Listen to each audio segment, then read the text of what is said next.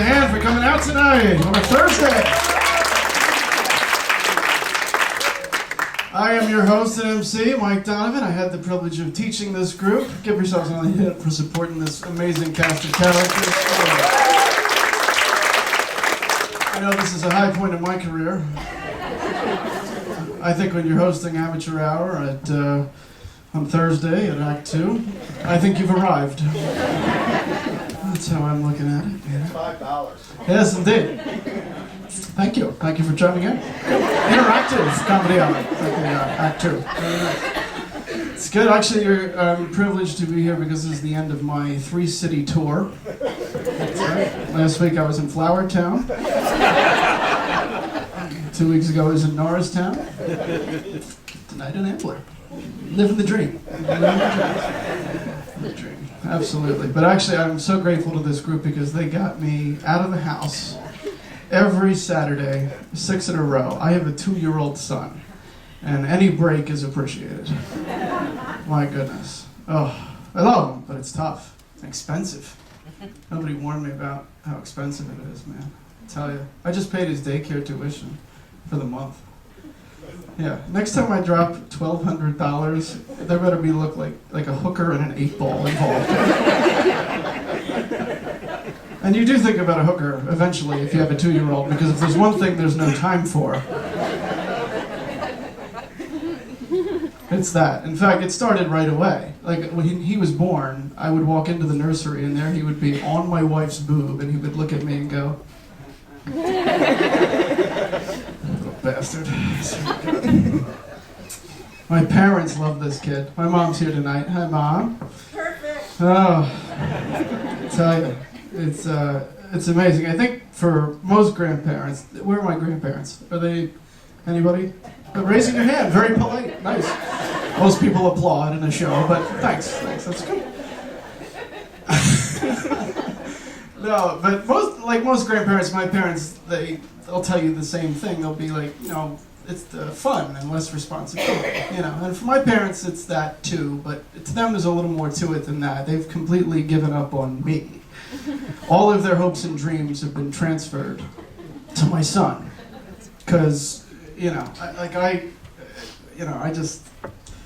my mom is a psychologist, and dad's a PR executive, I've been disappointment. Yeah, I mean, my parents tried, they sent me to this prep school. Maybe you heard of it, St. Joe's Prep. Have you heard of it? Yeah, interesting place. The graffiti in the bathroom is in Latin. My mom sings to this kid, "Twinkle, twinkle, little star, so much smarter than your dad you are. Up on the honor roll, your name will fly. Not gonna flunk out of junior high." And she'll come down the steps being like, "Hi, honey." I was like, "Mom, the baby monitor was on. I heard everything you said." Yeah, and I was probably the worst student in the history of the prep. I just didn't, it was overmatched, didn't belong there. I failed sex ed. Who does that? And on the final exam, they were like, "What is the fallopian tube?" I put down "A ride, a great adventure."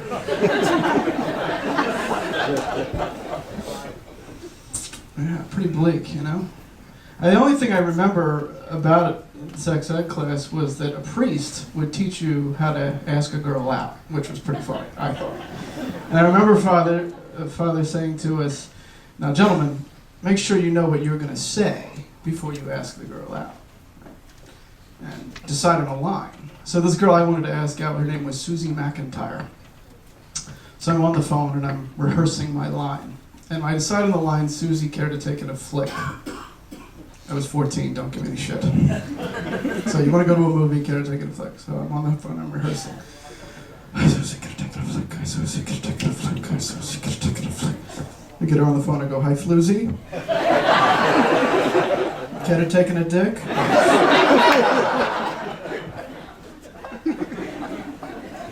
"I'm sorry, is your daughter there, Mr. McIntyre?"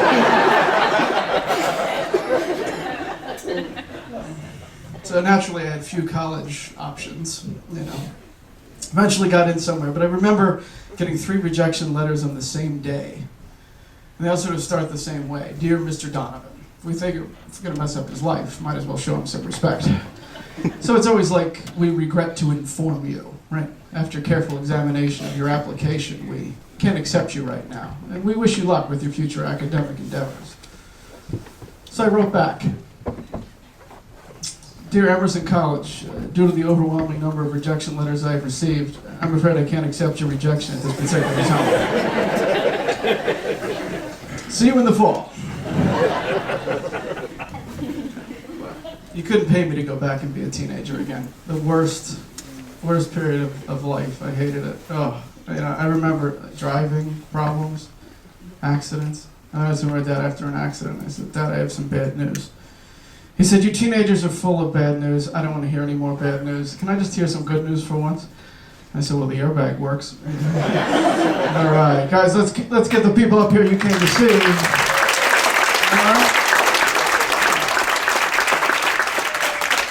All right, our first victim. She grew up on the main line, but still decided to stop dyeing her hair about 10 years ago. She now lives happily in Ambler, and with her husband and daughter, and gray hair, or as she likes to call it, silver hair. Please welcome Ms. Emily Cohen.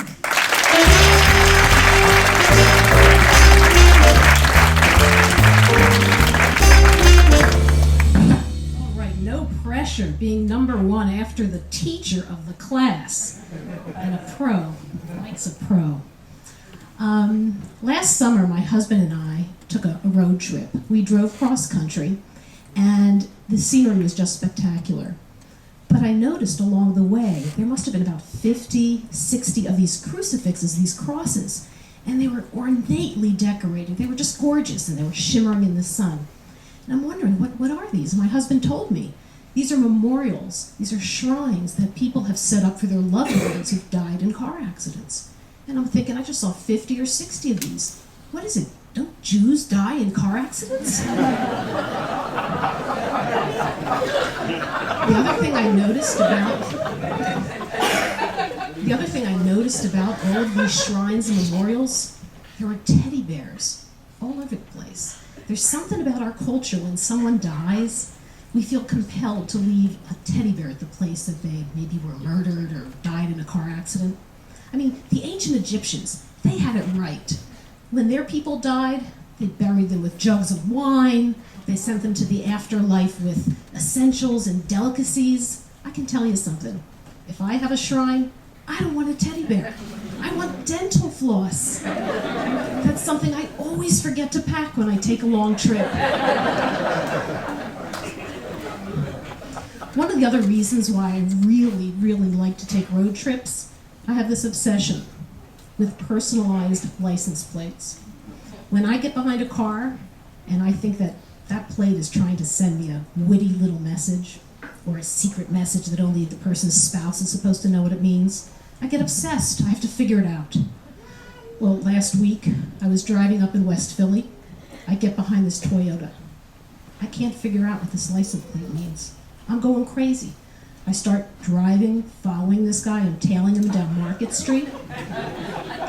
I'm in Center City. I'm heading across the Ben Franklin Bridge. The next thing you know, I'm on the Atlantic City Expressway. I'm tailing this guy. Finally, 15 miles later, he pulls into a truck stop. I pull up right behind him. I go up to his window. I say, buddy, I've been following you for 15 miles. What does your license plate say? I don't know. It's a rental.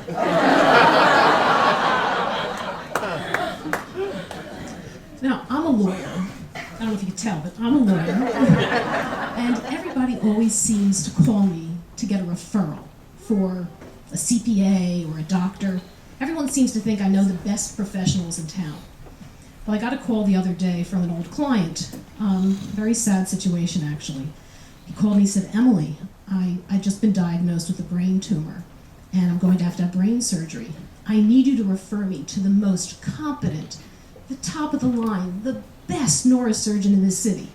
And I'm thinking, you just told me you need brain surgery. You think I'm going to refer you to an incompetent, mediocre neurosurgeon? In my spare time, I like to teach English to recent immigrants to the U.S. So I teach English as a second language. And we're right now working on the unit that has to do with clothing. And there are some words that I just find so annoying, they just rub me the wrong way. Panties. I don't get it. Boys, they wear underwear. Men wear underwear. But women, girls, something happens in a girl's life. I don't know if it's when she gets her period, I don't know, but suddenly we don't wear underwear anymore. We wear panties. Now, I can understand transitioning from an undershirt to a bra. We grow breasts. But the last time I checked down there, things have looked pretty much the same for the last 50 years.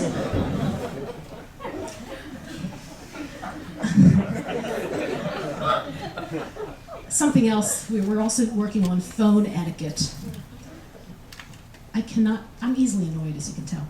I cannot stand it when I call someone on the phone, I'm having a conversation, and the person says, "I'll let you go now." You'll let me go? I called you. I'm going to end this conversation. You're not going to end this conversation.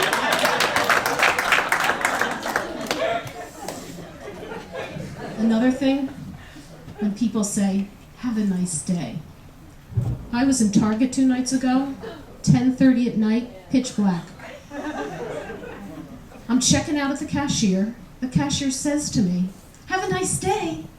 And I'm thinking, what do you think, I'm in China? It's 10:30 at night. I'm gonna be in my PJs in 15 minutes. My day is over. Now, I think it's important to have good manners, of course, and so I think it's very nice to say, "Have a good day." I mean, that's a very pleasant thing to say. But I ran into a situation last year. I went to a proctologist for the first time. It was amazing. This doctor schedules patients every 15 minutes. Do the math. Do you know how many buttocks he's looking at in one day? When I left Dr. Lipshitz's office, I just could not bring myself, after examining me, I just couldn't bring myself to say, "Have a nice day." I have a background in anthropology. My undergraduate degree is in anthropology, and I've always been interested in primates. And there was a really interesting study, I think it was out of Chicago, where primates, if they were put in very large spaces, their sexual desire would just skyrocket. They were mating like crazy. There was something that they just couldn't prevent mating. When they were put in a small space, no desire at all, no mating. When my husband found out about this study, he suddenly decided he wanted to expand our master bedroom. On Wednesdays, I always change the sheets in our house. I love coming home after a really long day at the office, taking a shower, wrapping myself up in wonderful, crisp, clean sheets with a good book. My husband, he has other plans. He wants to have sex. There's something about clean sheets and sex. He becomes this sex-seeking missile when it's Wednesday and there's clean sheets. I'll tell you, the last time I came home from a vacation, I was limping and exhausted. They changed the sheets every day. After 28 years of marriage, I'm tipping the maid not to change the sheets. Thank you very much, you again.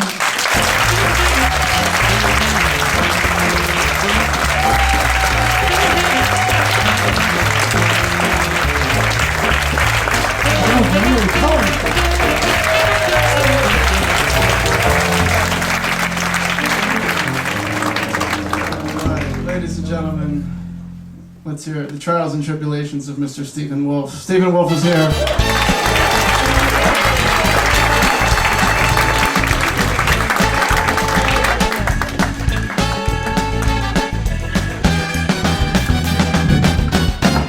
How's everybody? Good. The reason when Mike asked what I should have as my intro, Trials and Tribulations of Steve Wolf, was because, and not to think that my life has been that drastic, it's just that for very interesting things, especially family related. And I'll give you the starter. For the first 6 years of my life, I actually shared bed with my brother. I have a brother that's 4.5 years older than me, Phil. He's not here tonight. The family's going to be here tomorrow night. Friends are here tonight. Well, I'll find out if they're friends or not. So basically, what I thought I was is every morning I woke up and there was this puddle that I was on top of. And I was the family bedwetter.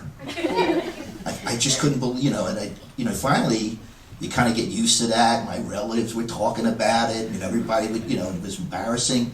Well, then my mother decides to change things up a little bit. She goes out and actually buys us 2 beds, something she should have probably done years ago. And a miracle happens. I wake up the first night after sleeping in the bed, and I'm dry. I said, Mom, did you get some kind of special bed? No. Well, what happened was, my brother became honest with me. My brother was wetting the bed every night. And he was taking me and putting me in his mess. And every morning, I thought I was a bedwetter. Now, I said to Phil after he actually told me that, and I didn't say it, but I'm making this part of the routine.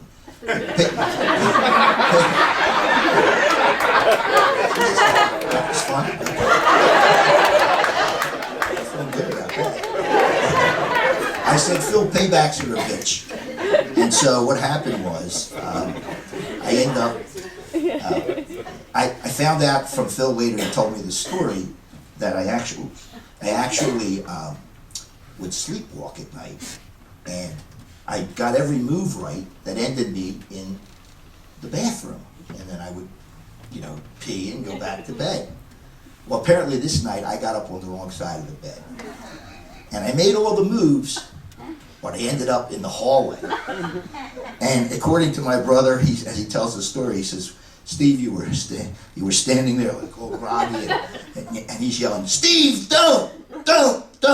And while he's doing that, I proceed to pull my pants down, turn over to him, and pee all over him. So paybacks are a bitch.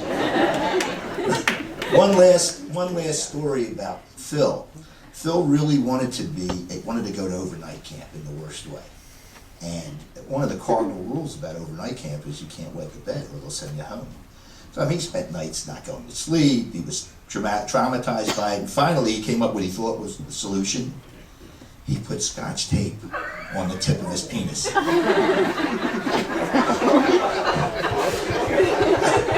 Obviously that did not work, and he was sent home from camp. So that's the beginning. Now, even going further back to the beginning, my mother, she had 4 brothers and her grandparents, her parents, and all the families of the brothers, and including my family, we all had a family bakery business. She gets married to my father, who's also part of the business, and they have my brother. And then 4 years later or so, she gets pregnant with me, and she wants a girl in the worst way. And I'm born, and it turns out there were 13 births that night in Mount Sinai Hospital in South Philadelphia. 12 girls and me. Now, I'm telling you before I say this is the truth. 14 years later, we moved from South Philadelphia to Northeast Philadelphia, and I'm going to a birthday party for a girl I met. Her birthday happens to fall on the same day as me.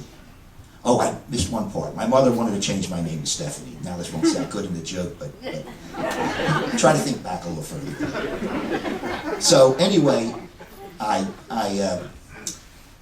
go to the party, and I'm talking to the girl's mother, and I told her where I was from, and I told her I'm born on the same day as your daughter. And she says, wait a second, you're Stephanie, and your mother didn't want you. Thanks. Yeah, that was, so this was a trial and tribulation. I think with all these back things that were happening to me, I actually, I think it came out all right. I hope. Now, here's a friend. Thank you, Stuart. No. All right. Now, getting back to my brother also, my brother was one of the last people to have polio. And when he was 14 years old, my parents were always looking for some way to help him, improve his situation. And they had him have a surgery. And this surgery, after the surgery, they put a metal pin in his arm. He had a 50-pound plaster cast on that started from his waist, that went up through his arm, and there was a post between his arm and the side of his cast. So, as creative as we all were, and it was during the summer months, we had to think of something to do, so we started our life of crime. There was a department store called Bargain City, and I don't know if any of you from South Philadelphia remember that. And we used to go into the store. I was the bag man, and I'd go buy a record, then I'd stuff 5 more records in the bag, walk out to the store and stick them in Phil's cast, between the stomach and the cast. So, now, that life of crime lasted about 3 weeks. So I'm walking out of the store and I've bought the 1 record and I've got the 4 others in the bag, and as I'm walking out of the store, I get tapped on the shoulder, and it's the store detective. And I can still see my mother sitting there crying, and my brother's crying that he led me into this life of crime. And the most ironic part of the entire thing was the record that I actually bought was named Straighten Up and Fly Right. Now, I'm going to go into some other, I'm back in South Philly, still there, and I meet the love of my life, Shelley, who's not here tonight. She will be here tomorrow night, but this is going to give me license. I don't want any of my friends or anybody else to talk about what I'm going to talk about tonight, because I'm going to definitely alter it tomorrow night. And basically, she's a great gal, so I have my bachelor party, and we go to a place that used to be the Troc. I'm sure you folks know it now. It's the Trocadero. It's a dance club.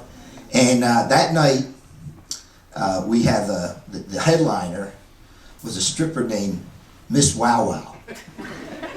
I'm not making this up. Now, can you imagine, Miss Wow Wow is advertised as having 54 double Ds. The problem is it came along with a 60-inch waist and the butt of the size of Mount Rushmore. So, then, let's see, where am I back here? One other thing about a bachelor party, because one of my friends are here tonight, and this joke came from Mark. We're at 30 years later, we go to a bachelor party for a friend of ours to get married for the 3rd time. Now things are a little more sophisticated now. We're at Lila's. And sure, there were no Miss Wow Wows in there, that's for sure. And, well, we're sitting there, and Mark and I are sitting there, and there's a woman, that she's on a stool that's spinning around, not too much bigger than this stool. I don't know if she had the balance to do it. And she didn't have any clothes on, and she had a beautiful figure and a beautiful derriere. And she was a guy. No, no. See, I'm giving you the line and you're giving me a hard time. Okay. It was, I'm looking at her, I'm like, oh my God, this is beautiful, And I finally said to Mark, walks over at me, and he leans into me and he says, "You see that? Poop comes out of that."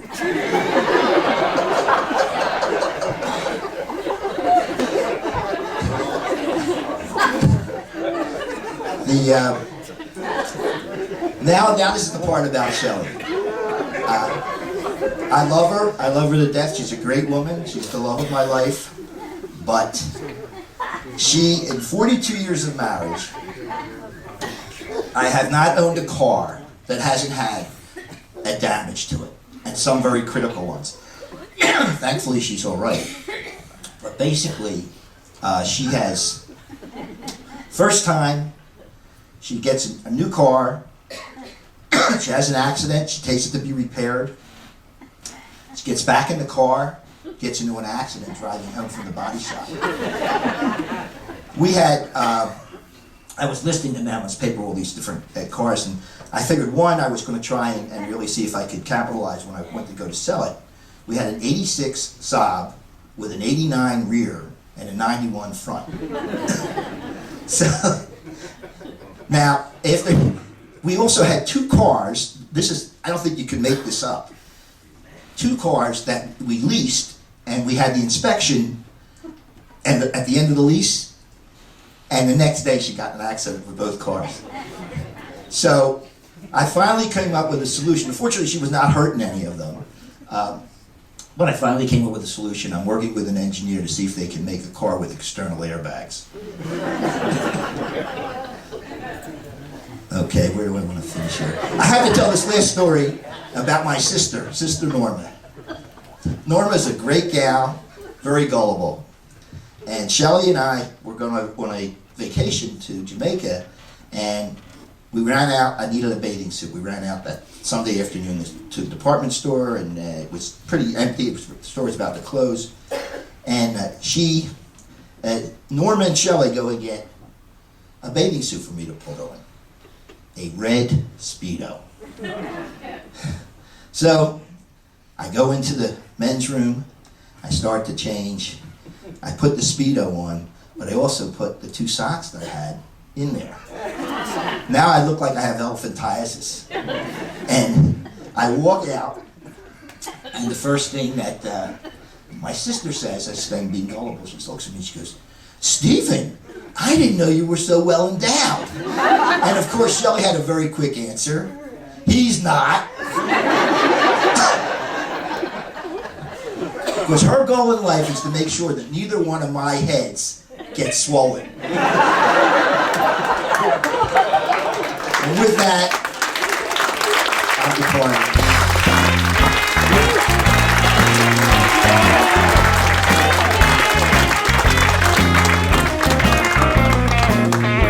One more time for Stephen Wolf.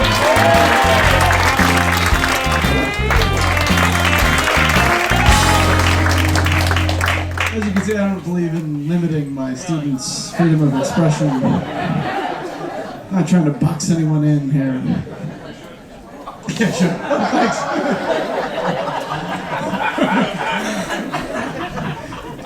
Oh, my. Our next act sells food to prisoners by day and sells fun to their wives at night. Mindy Schley!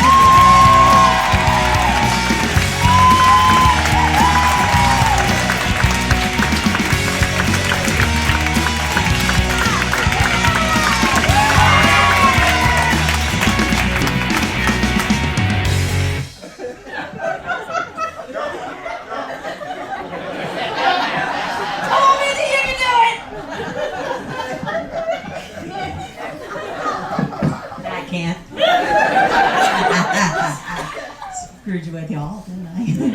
Hey everyone, my name is Mindy, and I just want to let you all know it's my part of the show, and it's not over till the fat lady sings. Let's play with this microphone just a little long. Okay, just want to let you know it's really, really hard.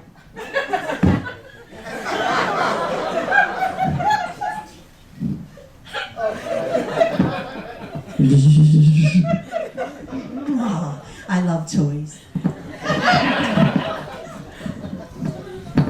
Have fun with this microphone tonight. Okay, just want to let everybody know it's really, really hard to decide what you're going to wear. Really hard to decide. So myself, as a plus-size woman, decided to wear a little dress. So let me show you what I did this morning when I tried to get dressed. Anybody ever see queen-size pantyhose? Queen-size body? Not happening. Let me show you a little sample.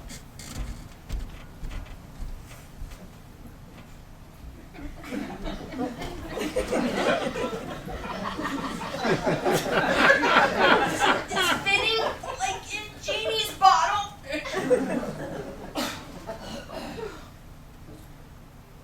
Pants? Is that a little better?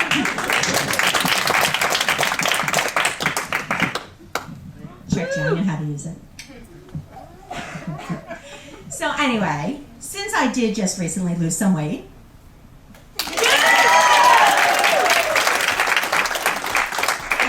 hair. Thank you. That was my girlfriend, Nina. Love you. She's taken. So I had to go shopping because I wanted to buy some new clothes. I wanted to buy pink and red hard panties. Plus size, hard to find. So now that I went from queen to junior queen, I went to the store shopping. I found them. I found them in the store. I bought them. I went home, and now I decide, let's get ready for my part-time job and wear my new clothes. What do I do, you might ask, as a part-time job? Hey, Mindy, what are you doing part-time? That's why she was invited here tonight. Heckler. Lesbian. I sell fun and excitement to women. And it's not shoes. It's toys. What kind of toys, you might ask? You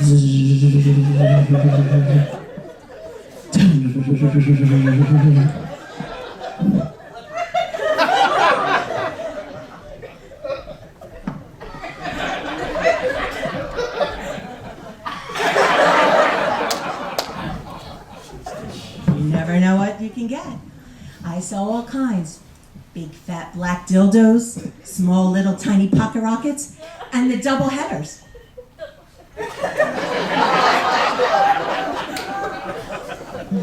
Oh, is that fun? So after I got dressed in my new panties and my clothes, I got down in the car and I start driving. And something's happening. Something's a little tight down there. And I'm driving, and I'm wiggling, and jiggling, and I'm not really sure what's going on. I know I didn't buy thongs. And as I'm driving, a cop pulls me over. What the? I didn't go through a red light. I stop the car, put down my window, and he goes, driver's license and registration. Why, what's the matter? I didn't go through a light. You were stopped at a green light back there, and you hesitated. Really? Seriously? All of a sudden I hear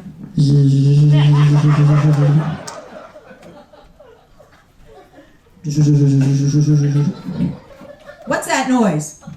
What noise? Could it be my phone? What noise? The noise coming from your trunk. Don't ask. Just don't ask. Give me the ticket. I gotta get to work. Let me see what's in your trunk. All right. Trying to do that walk? Trying to get your underwear out of your butt?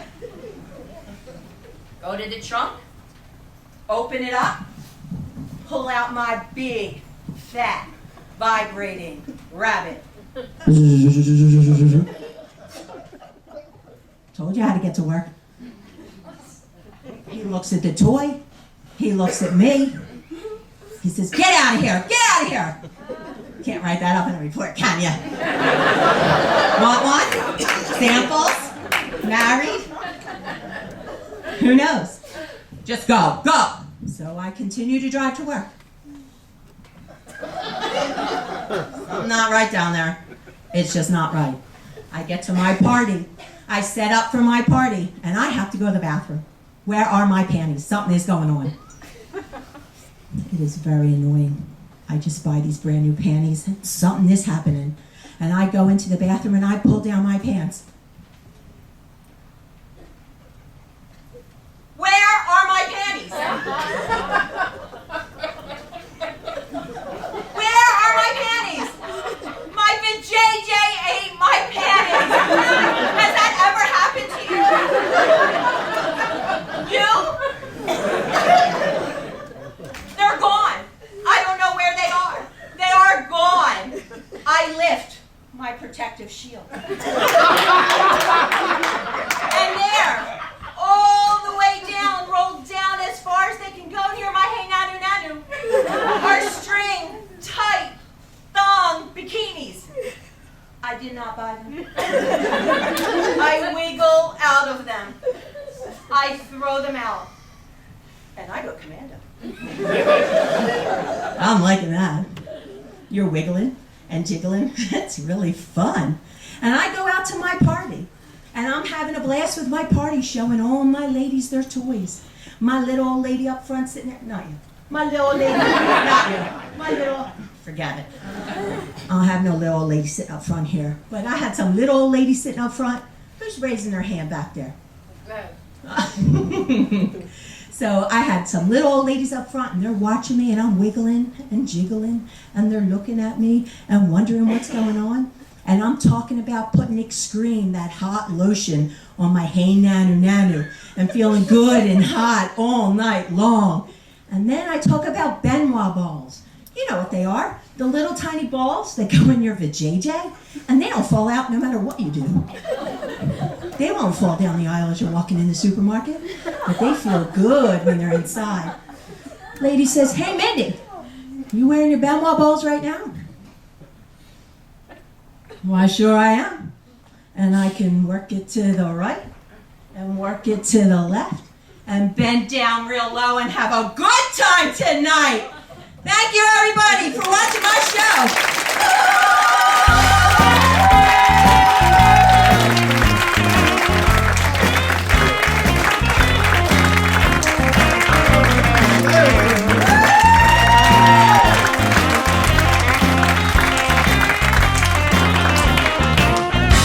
All right, our next act is the Pride of Horsham and Drexel University. Please welcome Ms. Rose Ehrlich.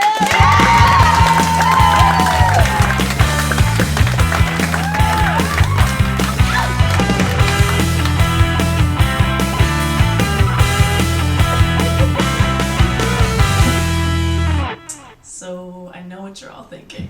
I'm a little too young. You heard the name Rose and you were like, this chick's gonna be really old. Well, I can kind of relate. I feel really old.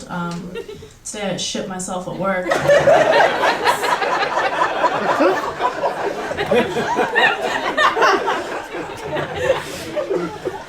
was a burrito and a coffee for lunch.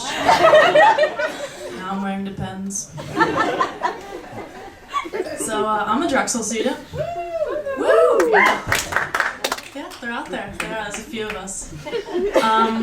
And I have a boyfriend. I do.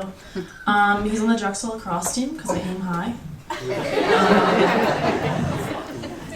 Actually, I aim low. He's 5'6". The best thing about having a short boyfriend is that I can always hear what he's saying. It's right there.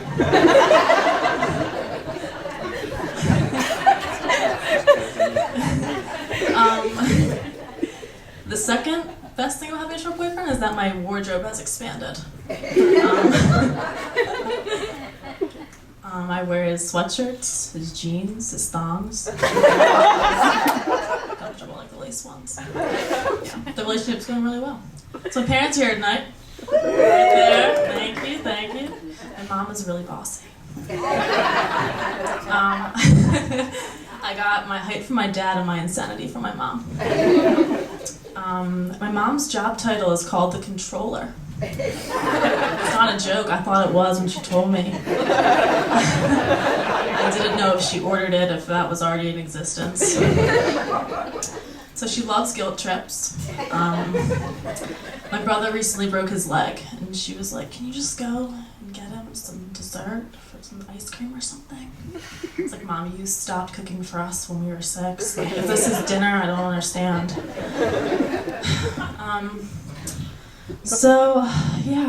They say high school or college is the best years of your life. Currently, I'm in college and I'm really nervous. I'm really like begging to get into a dive bar. I'm drinking Natty Light ice in a wet basement, and trash cats are like surrounding my feet. I'm like really worried for the future.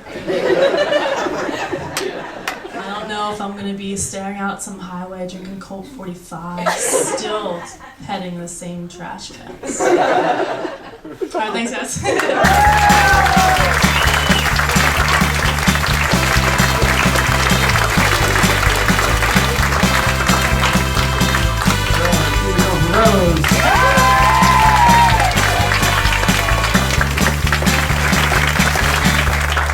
Our next next performer knows something about making a point. He is an award-winning public speaker and an author and advertiser. He's hoping to add stand-up comic to his list. Would you please welcome Mr. Pat Rocchi?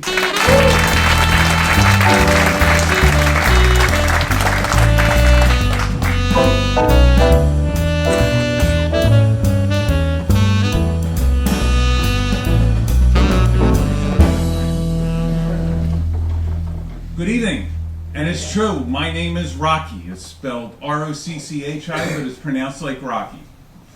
And let me tell you something, it has been a great name to have over the years, especially about 40 years ago when the movie came out.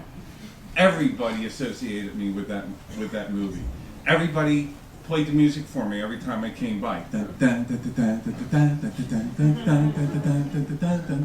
I had people talking to me all the time. Hey, Rocky.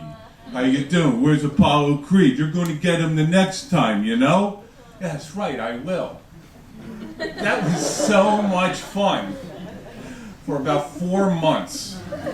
Then we lost the spark. Hey, Rocky, how are you? Where's Paulie? Is he pounding meat in the freezer? Hey, he's right here. You want to pound this meat? Leave me alone. When it was time to get married, my wife wanted to use the Rocky theme for our wedding. She said, you know, when we come in, why don't we use the Rocky theme? Because, you know, it's Mr. and Mrs. Rocky, and that's who we'll be. We'll be Mr. and Mrs. Rocky. So I said, okay, I went with it.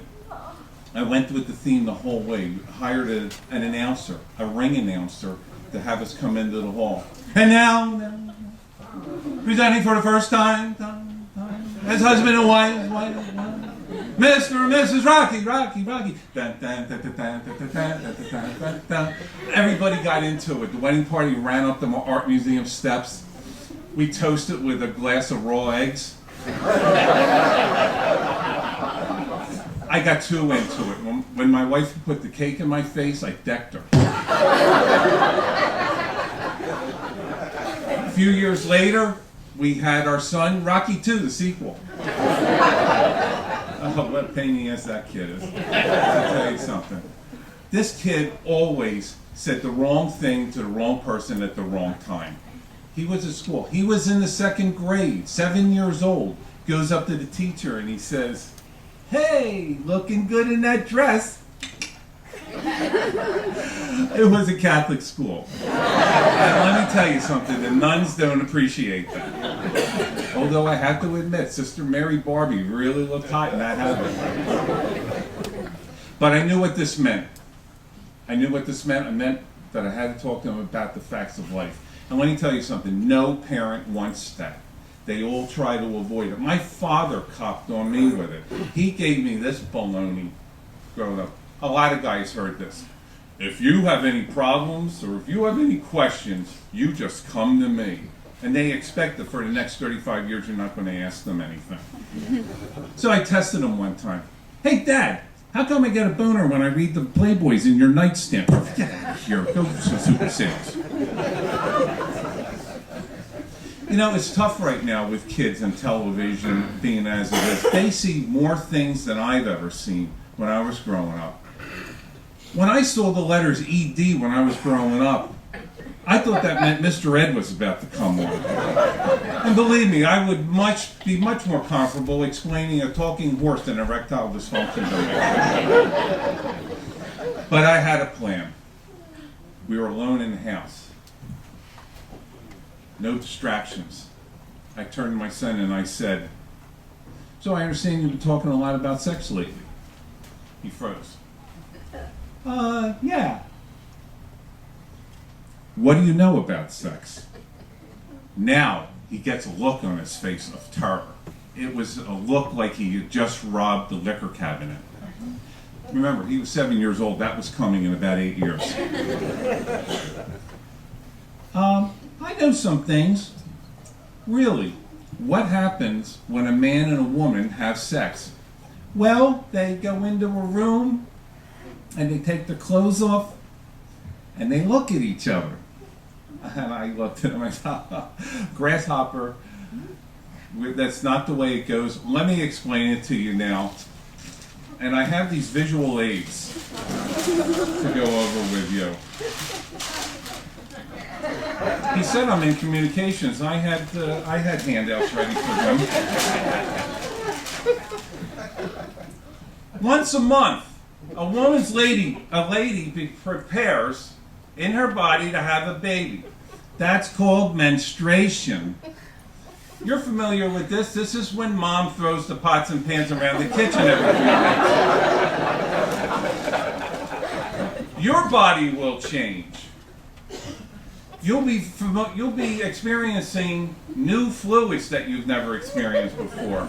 Mom and I will know about them because you'll be changing the sheets on the bed before we ask you to. When you get excited, blood will flow and fill these blood vessels.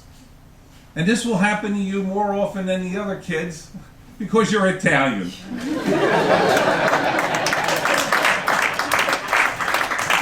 Thank you to the Italian kids. As I'm talking to him, he's getting a look of terror on his face. And I could see the wheels turning. And I could tell what he was thinking. First of all, he was horrified by what I was telling him. Then, as he looked at me, I knew what he was thinking. He's saying, and these things you're talking about, they involve my mother? I'll kill you in your sleep, you rat bastard. But it all worked out. We have a good relationship today. He actually talks to me. He did tell me that the pictures traumatized him, but other than that, it's good. But any parents are here tonight, I have some advice for you. What you should do is teach your kids the old-fashioned way that God intended in America. You take your kids, you open the door, you let them out like you would a stray cat. You let them go and let them learn it in the street the way they're supposed to. Just hope that they don't come home with any kittens. Now, I want to tell you a true story before I go. This is an absolutely true story, and it involves my sister-in-law and her son, my nephew. My sister-in-law is one of the sweetest people in the world. But one time she was out doing errands for Christmas.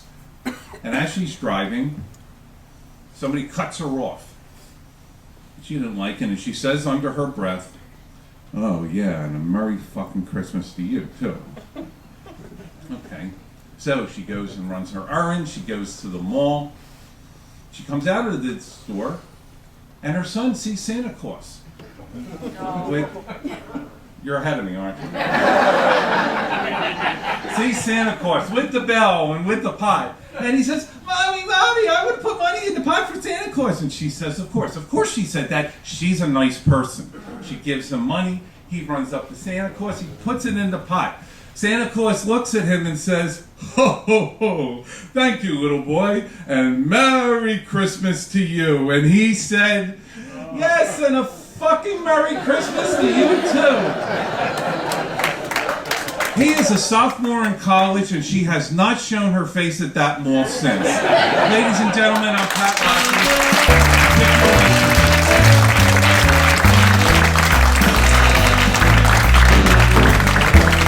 Good going for Pat.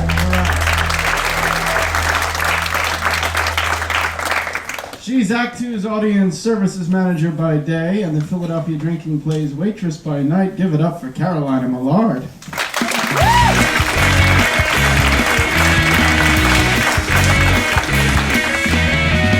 Mom just said, "Yay!" No, I know what you're all thinking. I know. Liza Minnelli finally got to Act Two Playhouse. Posse, jazz. No, that's a lie. As you heard, I'm the audience services manager here at Act Two Playhouse. Whatever the fuck that means. But I love my job. I love serving you all, you patrons. But I try to bring theatrics to my job all the time. I will sing to a patron, whether it's warranted or not. Here's your ticket, enter on the ride. You know what? No, and they get very, very confused. All of a sudden they're like, "Is this man on the macho? Where are we? I don't know." It's hilarious. But it's great. It's great being in the theater, and it's great being a thespian. I'm going to articulate that. Thespian. I only say that because one time my mom, she called me at while I was at college, and she was like, "Do you have anything exciting to tell me?" And I was like, "Yeah, Mom, I'm a thespian." And she was like, "Your father and I love you so much, and we will support you with whatever choices." I cleared it up. Don't worry. No, I love my mom. She's great. She's here. Sorry. And she was great because she used to sing to me when I was a little girl. She would sing to me before I would go to bed. And I had this like 4-poster beds, and I had these lights that like dangled around my 4 posters, and they had little horses on them. It was very cute. And my mom, being like the clever lawyer that she is, came in and she was like, "Oh, I'm gonna make a musical. It's gonna be great. It's gonna be called The Nightmares." I'm like, "Great, Mom, you made a great pun. Good job." But then she would proceed to sing, and let me be clear, my mom does not know how to sing. Sorry. But she would be like, "Oh, like this, I'm running through your dreams." And then she would proceed to name every single horse around the bedpost. "There's Winnie and Gallop and Mo, and because she would like lose creativity halfway through. And Guffaw. And you're like, that isn't even a horse name, Mom. Get it together. And that's why I'm in therapy. So there's that. No, but I love my mom, and I love all 4 of my parents. # product of divorce. And it's great. Oh, it's great. That was so funny that I lost my place. Hold on, let me check the boob notes. Good, yes, got it. Great. Oh, no. But because my 4 parents, they were great, but they... uh-oh. Okay. So, there was damaged goods in there. Okay. So what happens is my 2 out of the 4 parents are, in fact, lawyers. And so odds were against me from, like, point blank. But the thing is that, like, always the arguments would be hilarious in my house. And she'd be like, "Carolina, you need to go to bed." And I'd be like, "I object!" And she'd be like, "Overruled." And I'd be like, "Can I approach the bench?" And she was like, "I have a law degree and you're 5. So no. Get to bed now." But the thing about all 4 of my parents is that they were really busy, and so like sometimes they'd forget to do things like give me the talk.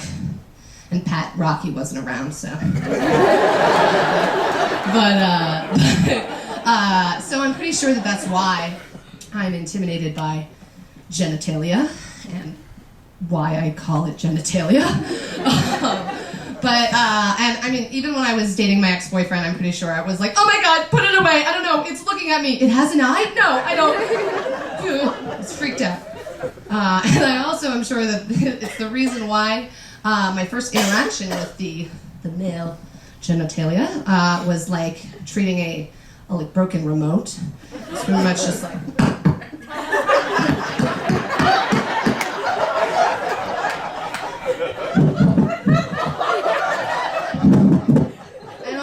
The battery's broken. Fix it. That's all I have for you guys tonight. Thank you so much.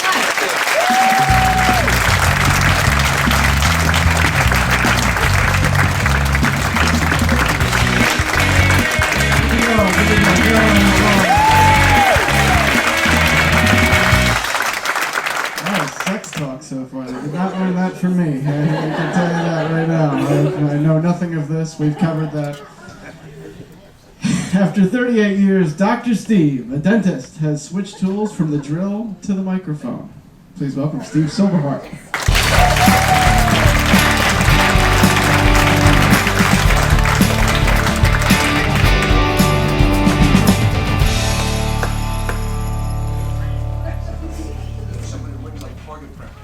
Bow and arrow, you can practice over here. So hello folks, you may remember me as Grandpa Joe in Willy Wonka's Chocolate Factory. And by that one. So it's great to be here tonight to this stand-up review. Excited to be here. My lovely family's up here. My wife, hi hon, how are you? She gave me some constructive criticism a couple of nights ago. She said, "You're horrible, you ought to quit, you're lousy." My son said, "Dad, don't go up there." My daughter and someone said, your stuff isn't funny. I said, "That was as gentle as a ton of bricks falling on my head. Thank you very much." I mean, at 65 years old, you supported me through dental school, through my MBA, through my triathlons, the Ironman, my music. You said, be whatever you want to be, do whatever you do, but just don't be a comedian. Oh my God. These spotlights are strong. My hives are going to start. Unbelievable. So I grew up in New York, one of 7 boys. 7 boys. It's amazing what a woman will do when she's held captive. You know, Al was a bartender. Estelle was a barmaid. And I guess if things didn't work out for Al, he could always fall back on his GED. We were poor. You know, it spells out poverty. Unbelievable. A lot of poverty. We were so poor, my mother crossed out the word leftover in the dictionary so we wouldn't get upset. And we had multiple use for things. You know, we inflated my mother's enema bag for a pillow or a beach toy in Far Rockaway. We were the only family to use socks for gloves before they became stylish. And I remember our first flat in Yonkers, the floor tilted down like this. I went to bed up here, woke up down there. Geez, it was like sleeping a boat in the high seas. But I was the only kid who took Dramamine and was never set foot on a boat. And share pants. I mean, with 7 boys, you're always going through pants left and right. You know, I had to share my brother's pants. Only he was 6'2" and I was 5'8". I had to pull down the zipper to blow my nose. Unbelievable. Oh, I like your toupee. Oh, it's real. I'm sorry. Well, I'm suffering from male pattern baldness, and the genes are kicking in very fast. Tried Rogaine. You know, take a look in your palm, rub in your scalp. After 6 months, nothing. But you should see my hairy palms. It's unbelievable. He's quick. So, you know, I turned to this new regimen. I mean, a farm company has come out with a stem cell treatment. They have successfully grown hair in mice. And you see those mice running around the cage with a full pompadour. It's unbelievable. I'm going to try it and probably grow a full head of mice tails. So I'll look like an octopus glued to my head. My wife said, don't worry about that. Next time we take the kids to the aquarium, we'll leave you there. You'll fit right in. Schwitz is running on my little crib sheet over here. It looks like, you know, the words run together. Okay. Sex education. Now, everybody has children or grandchildren in elementary school, right? Yeah. So, you know, they're starting the kids early in sex ed. So we attended our daughter's class. She was only in 5th grade. So the teacher held up a number 2 pencil. My wife leaned over and she said, now they're letting her in for the letdown. This is a quick crowd, I'll tell you. This is quick. How about some more caffeine? Lock those doors. We got live ones here. You know, my therapist says it's really important that you learn how to sleep together. It's a key attribute for a successful marriage. You know, but it has its challenges in our house. You know, my wife goes to bed at night, puts her head on the pillow, an angelic look on her face, sprawled out like a starfish. But by 2 a.m. she turns into a warrior, and I got a smack in my nose, an elbow in my kidney, a kick in my groin. Now I'm tremoring. Then I hear her snoring. Sounds like a walrus. I don't know whether to kiss her or throw her a fish. A lot of us love Chinese food, right? I mean, it's great. And what the best part is, I love that fortune cookie at the end of the meal. I mean, it's like a marketing tool to get you to come back. You know, it's a positive thing, like you're going to meet the person of your dreams. You're going to have phenomenal sex. I wish I did. And you're going to have great things happen during your lifespan. Imagine you open your cookie and you got the guy's check next to you. The place would close. You'd never come back. Now, our house has gone paperless totally. Paperless. But it presents a problem in the bathroom. Besides, it's really hard to wipe your ass with an iPad.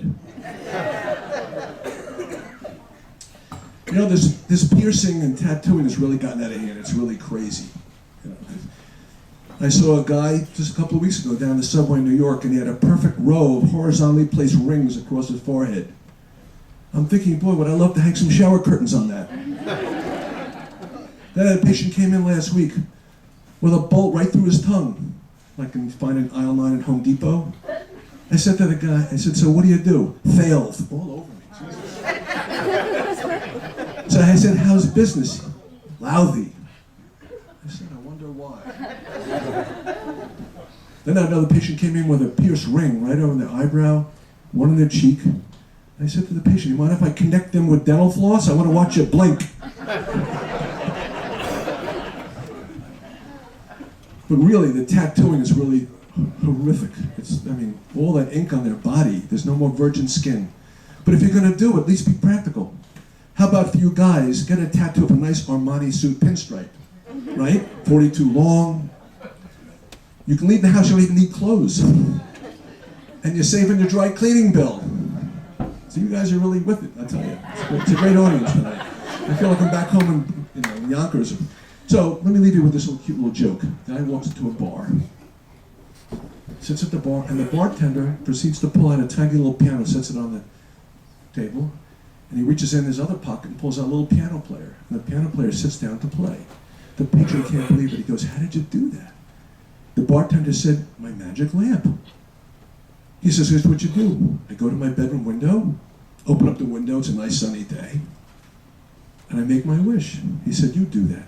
He takes home the lamp, goes up to his bedroom window, it's a beautiful sunny day, opens up the windows, closes his eyes, and he goes, I wish for $1 million. And all of a sudden, $1 million flies through the window.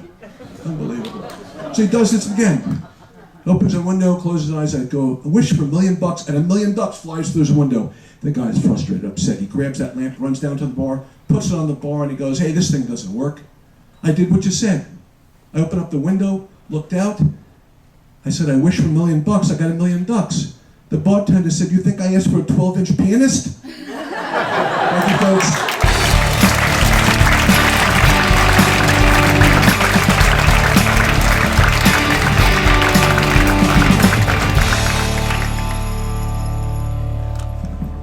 Steve Silverhardt, everybody. Steve Silverhardt. Yeah. This next performer will make you feel really good about yourself. Her name is Marta O'Brien, and somehow she's neither Spanish nor Irish. Please welcome Marta.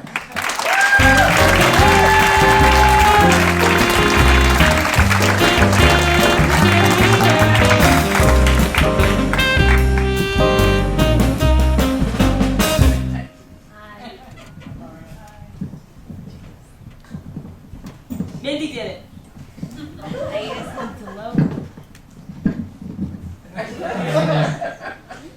Hi, I'm Marta. This looks like about 120 kids, 20 people, and I say kids because I'm a Philadelphia school teacher, and this reminds me of my classmate.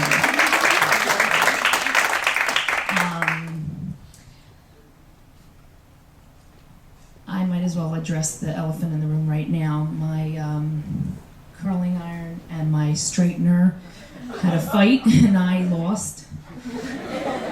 And right now I'm really worried that they're still on and fighting each other and going out in a blaze of glory, destroying my whole house. I was recently diagnosed by myself with HMD, hot mess disorder. The symptoms are procrastination, forgetfulness, disorganization, procrastination. I might need this. Anyway, my husband is very much the opposite of me. He's a perfectionist and he likes things to be just right. So we're very different, and I just want to show you my favorite towel so you can see the difference between us. He likes things to be perfect, and I will refuse to give up this towel that he hates. I'll show it to you.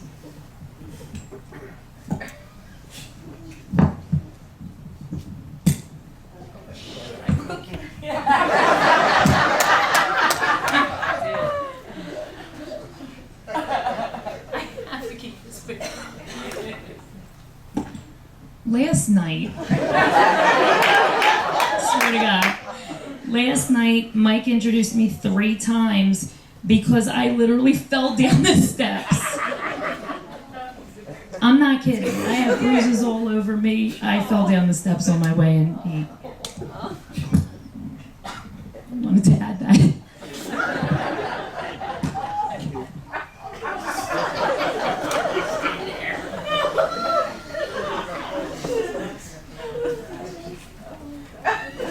I'm going to be able to use this one day.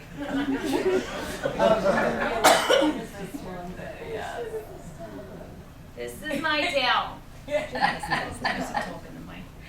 This is my tail that I refuse to give up. I can't lower this damn thing.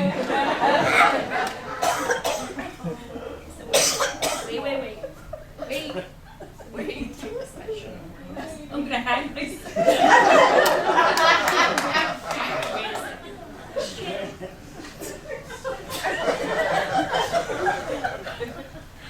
Okay, so. All right. Okay.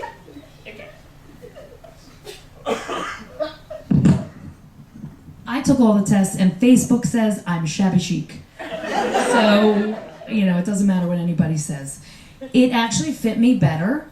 90 pounds ago, I did lose 90 pounds. And I did it the old-fashioned way, surgery. I hate exercise. Probably a lot of people hate exercise here. Give it up for hating exercise.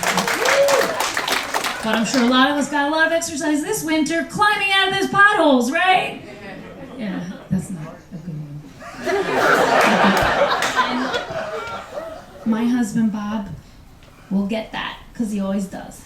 And that's part of a water bottle. He can get that too. There's something else. Oh, my water bottle. I need a sip of water.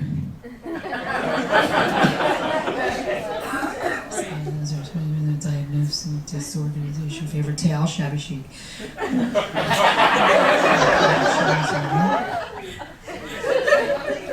I'm also a hoarder. Not in the missing animals and newspapers covering dead bodies kind of sense.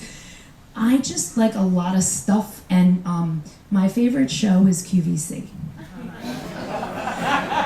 Quality, value, and convenience.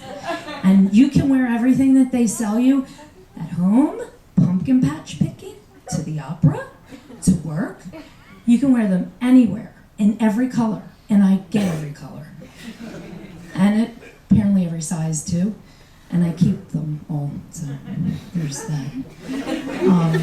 Okay, so, and Amazon loves me too. They recommend things just for me, not you. I mean, it says recommend just. I keep seeing the same sequin boots like on the side of my Facebook thing.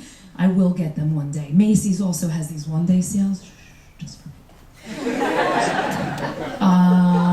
Now, okay, so yeah, I get a lot of boxes delivered. I don't think it's that many. I mean, okay, so the judge has me paying the physical therapy for the UPS guy. I don't think that's fair. It's not that many boxes. I mean, really, if Vera Bradley every couple weeks in whatever new style there is, they're late. Vera Bradley's not. Yeah. All right, so here's the thing. So we have a new principal. Philadelphia had a big turnover this year, and there's some new principals, and our principal, she comes in the room and she's like, Marta, get rid of the mess. There's too much stuff in this room. You need to get yourself organized. So I did, and I think it's like 100 times better. And I'm not going to admit this to her, but I moved these 3 boxes, and apparently there were 3 kids I thought had transferred.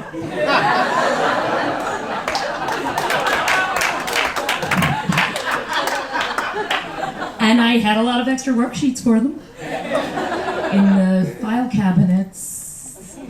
Yeah.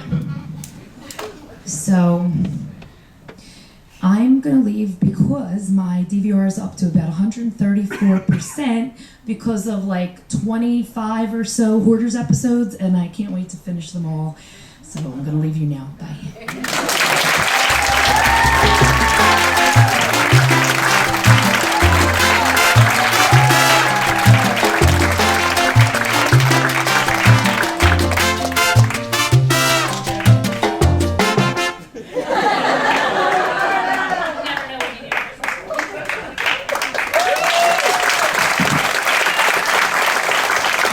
O'Brien, everybody. Marta O'Brien. Our next act is from the mean streets of Worcester. Please welcome Sam Friedman.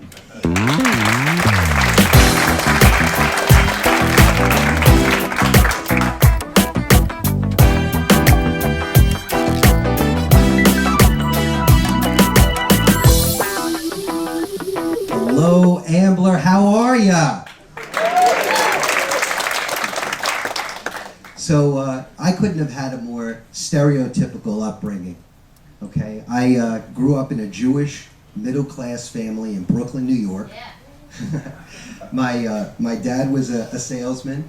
My mom was a school secretary. And I'll tell you, they would give the shirt off their back for my brother and me. Although I'd like to have them keep their shirt on their back.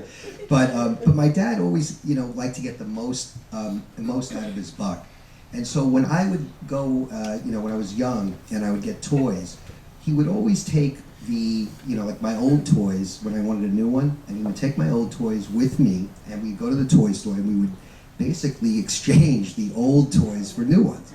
So I had this red fire engine. And this fire engine, it had dents in the doors. It had missing rungs in the ladder. It had wobbly wheels. And we go to the toy store, and my dad, in this voice, "I need to make an exchange of this toy." So the guy in the store would say, "Sir, this toy looks used. Do you have a receipt?"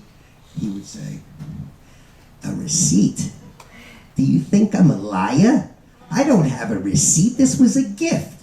What's your name? Get me your manager." This would turn into a whole ruckus. I felt like I was on another planet. And basically, it would be a successful exchange. You could say my dad looked at the toy store as his own personal consignment shop. So my dad goes to restaurants, and he always asks the restaurant, "How is the food?" What are they going to say to you, Dad? The food's bad? The steak gets burnt? The beer is watered down? The vegetables are from a can? Maybe it put it out back. All right. So it's really tough to keep your eyes on the road these days. There's really a lot of distractions. So there's bumper stickers that come up that basically, read like this. Don't text and drive. Use earbuds and Bluetooth when making calls. Keep both hands on the wheel at all times. But shouldn't there be some bumper stickers that say something like this? Don't pick and drive. I brake for flying earwax, and no makeovers in the car. I am terrible with directions. I get lost all the time. Even with a GPS, I get lost. To me, GPS stands for get places sometimes. So how many men live with women in their house and don't get kinky with me? Anyone? All right. So I live in a house with 3 women, my wife and 2 daughters. My pet hamster's even a woman, and she's moody. If I look at her the wrong way, she cries. So you could say there's a lot of drama in my house. Everything's a dire emergency. So I hear things like this. We don't have any milk. What is it, the Depression? We don't have enough shoes. Amel DeMarcos would be envious. We're going to be late. I thought it's okay to be late to an open house, right? Thank you very much.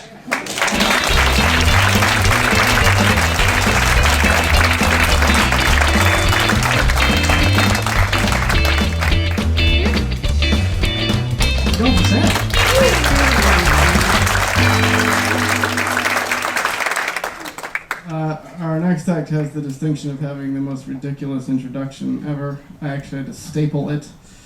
Our next comic was an important figure in the Rebel Alliance's struggle against the Galactic Empire.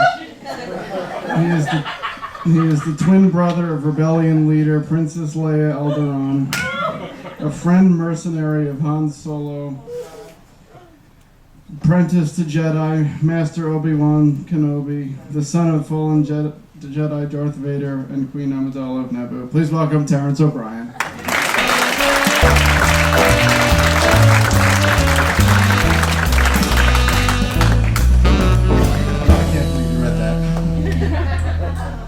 Good evening, ladies and gentlemen. Welcome to the fabulous Ramada Inn, circa 1979.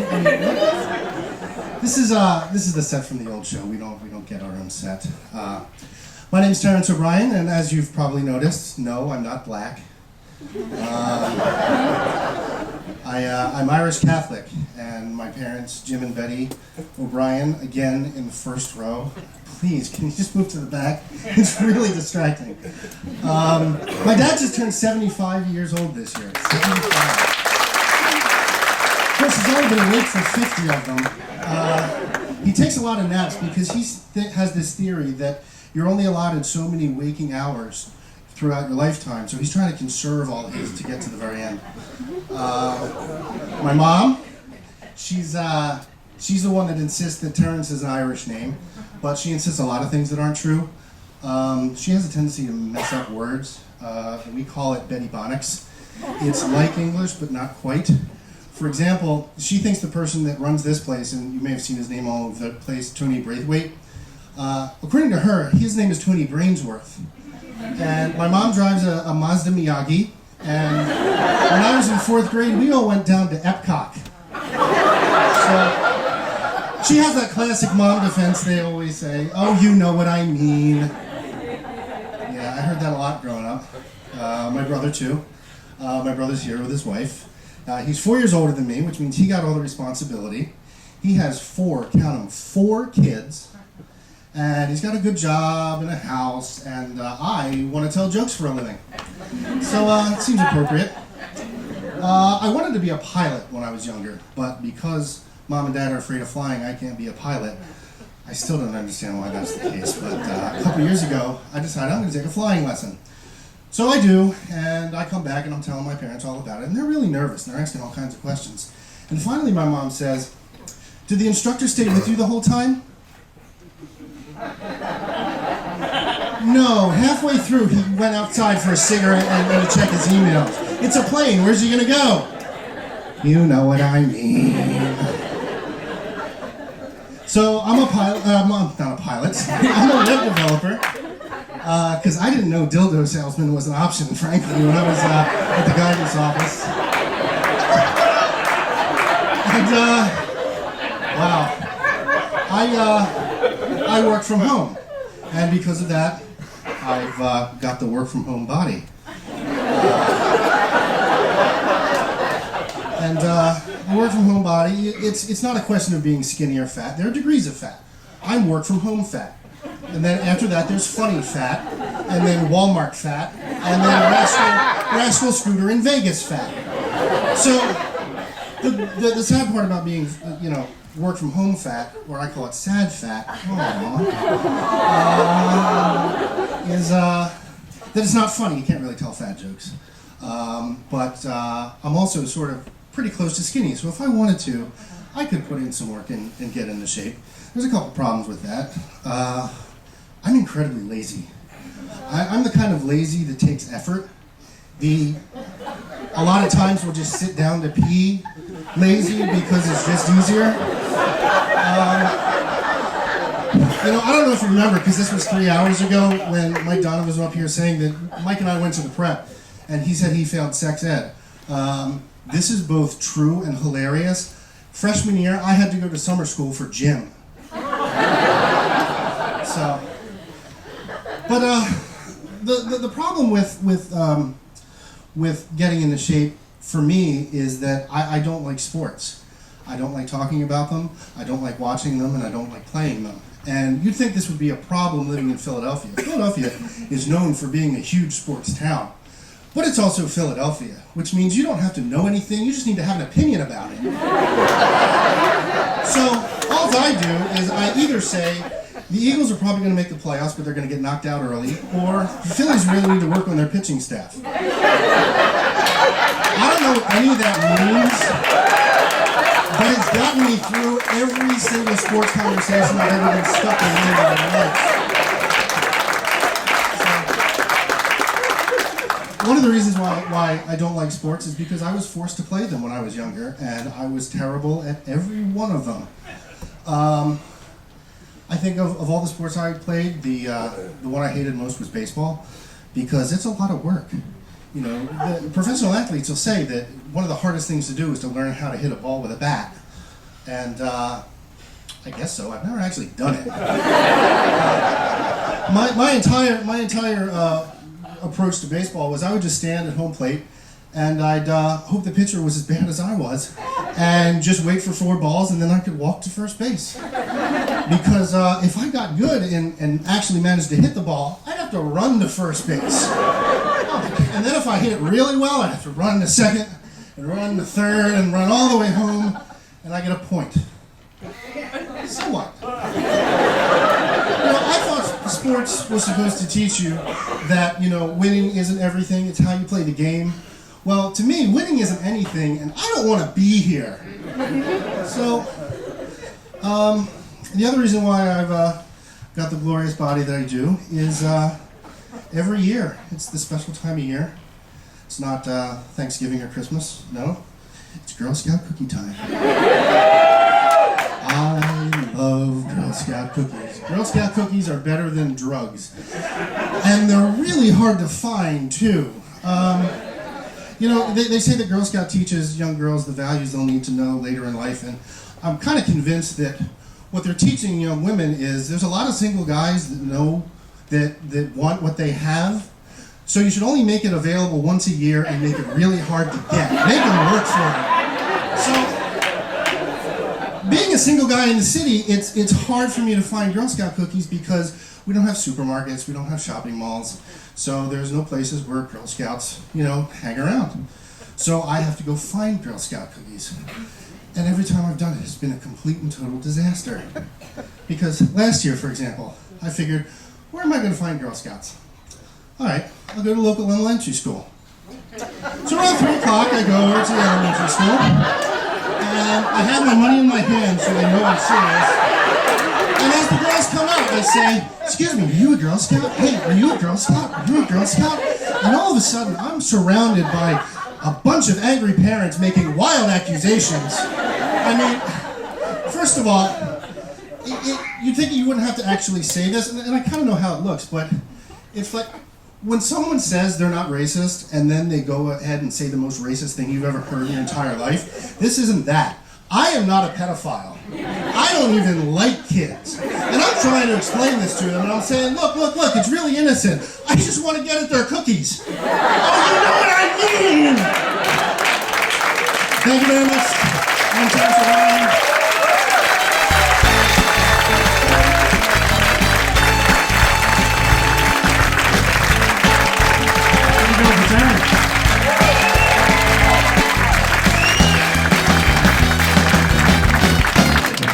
Our final student act of the evening is a recovering nephrologist, whatever that is. He knows all the U.S. presidents in order and can write backwards. Please welcome Mr. Joel Chinitz.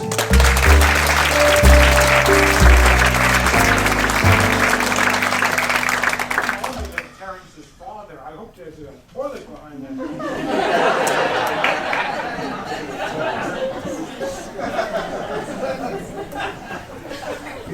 I'm sure. Can you hear me? Yes. That's too bad.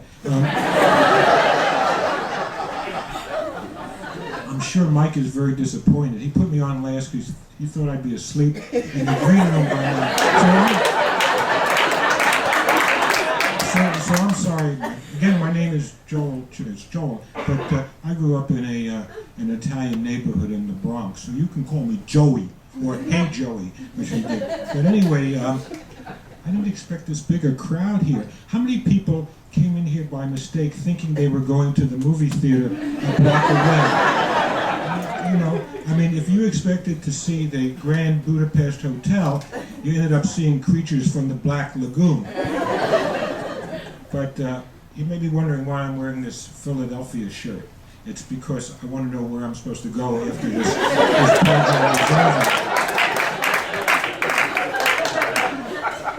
Really, now I'm looking at you, I'm starting to wonder why am I doing this?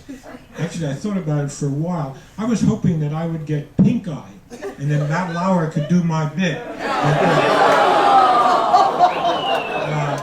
Actually, I did a lot of preparation. I had prepared a PowerPoint presentation of my whole shtick, but my dog ate my thumb drive. But my wife, who's in the audience somewhere, although she may not admit it, she told me I should do stand-up while I could still stand. That's Phil. But anyway, if I get any more bent over, I'm going to be able to tie my shoes while standing up without bending my knees, which I can't do anyway. And, I'm so old, I graduated medical school 2 years before Hippocrates. No, not that Hippocrates, Hippocrates Ginsburg.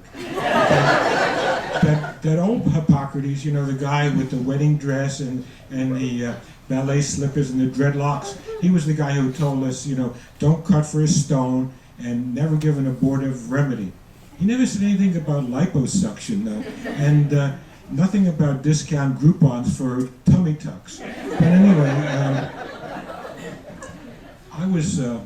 my mother would be very proud. I was third in my class. That was alphabetically. The guy who was first was an absolute genius. He had a rhesus monkey. He got a computer chip. Rhesus monkeys have this great fine motor coordination. Can you still hear me? Yeah. Poor crowd. Anyway, they have this fine motor coordination, and he programmed a computer chip and put it in the brain of a rhesus monkey, and it could do heart surgery and vascular surgery. But you know what happened? Do you know what happened? Thank you. What happened is the computer chip slipped, and all it could do was orthopedics.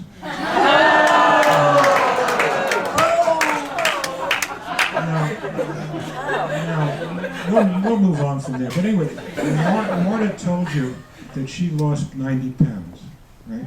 I lost 150 over a 2-month period. I went from 190 to 150 pounds. And you think that's only 40? Well, my girlfriend left me. She weighed 110. Anyway, I practiced this routine with my 9-year-old grandson, and he told me I should stick to number painting. But anyway,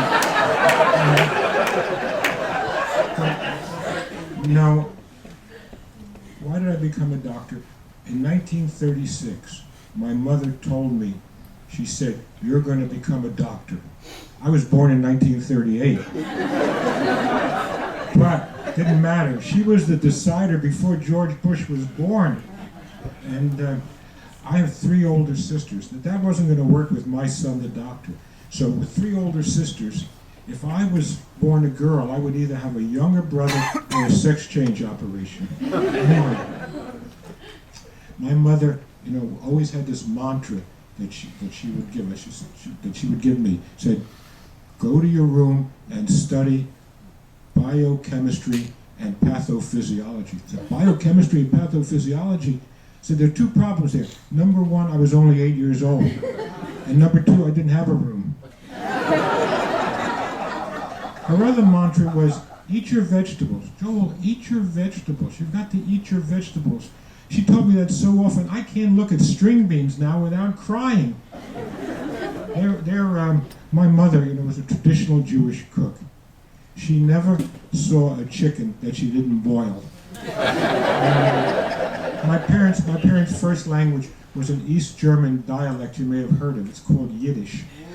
Yeah. You've heard of that? Yeah, that's good. Well, their second language was Russian. If they didn't want me to understand what they were saying, they would speak in English. Now, some say that, repeating my mother, I wanted to have a son that I could torment. But it turns out that that's not the case at all. We have 3 lovely daughters, and really they are the center of our lives. I love our daughters, Lori, Julie, and Arnold.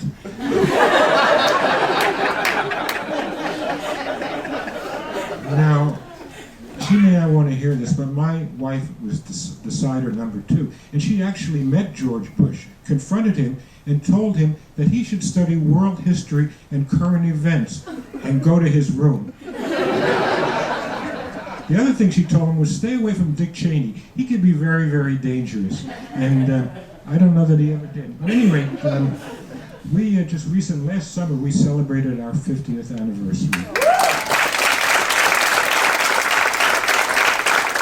And those were 50 contiguous years. Anyway, so we celebrated, my wife and I went Budapest and Istanbul. She went to Budapest and I went to Istanbul.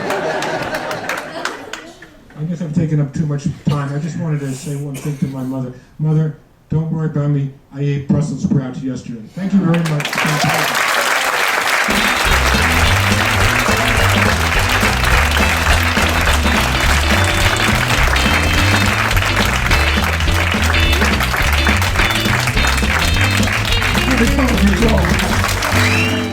Are we ready for our headliner? Woo! You may have seen this next comic on Person of Interest, Blue Bloods, or Black is the New Orange. Unfortunately, he didn't get any of the jobs. He can be seen on NBCU's The More You Know, Lucky Number with Method Man, and is in the upcoming feature film with Richard Gere, Out of Mind. How about it, Mr. James Royale?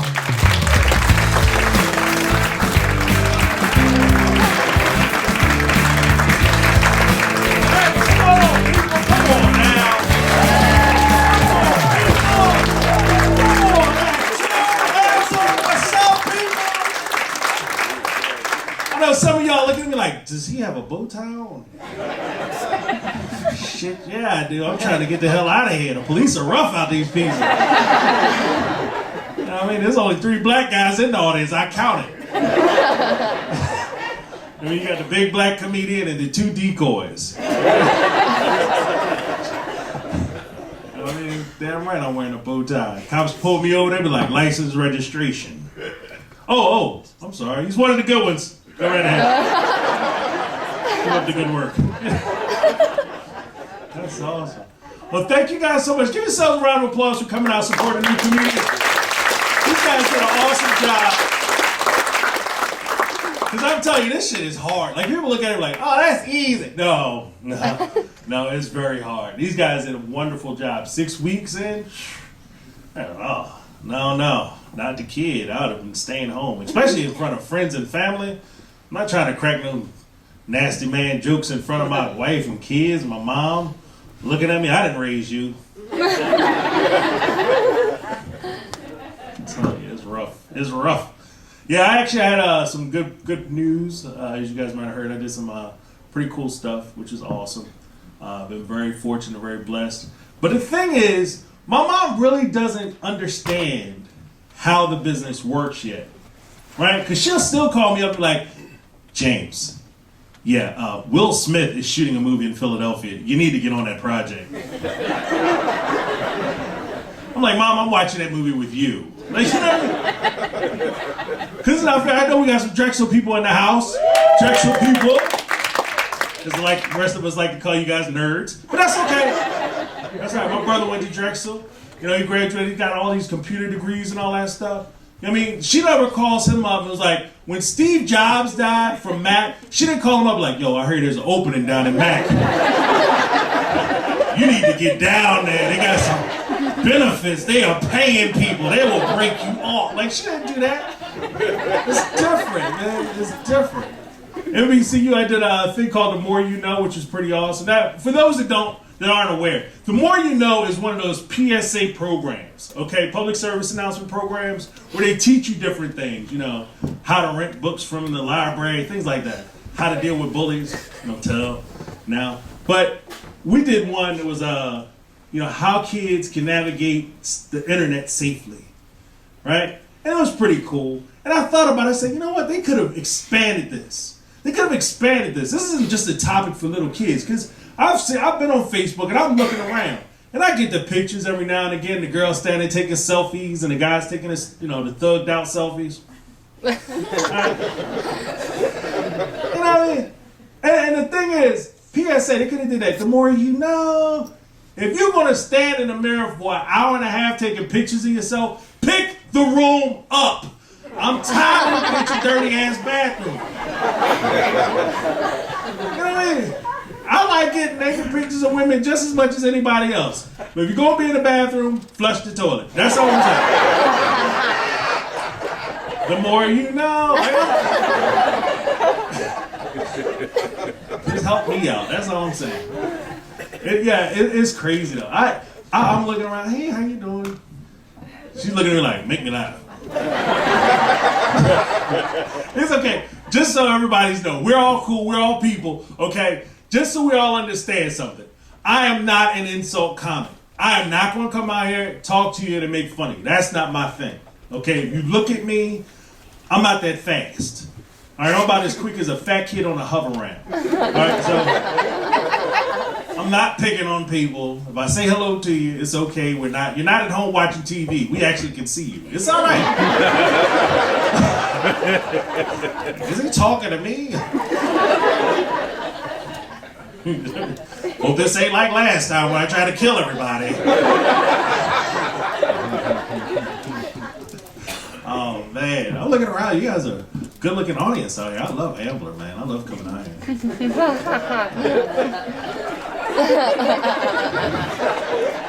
Screw that, you guys. You're ugly as hell. You are so lucky. Some of you guys are so lucky, don't even realize it. Like, oh man, I could get her, yeah. But no, dude. Obviously, she has a thing with her eyes. She's just like, oh, he's handsome.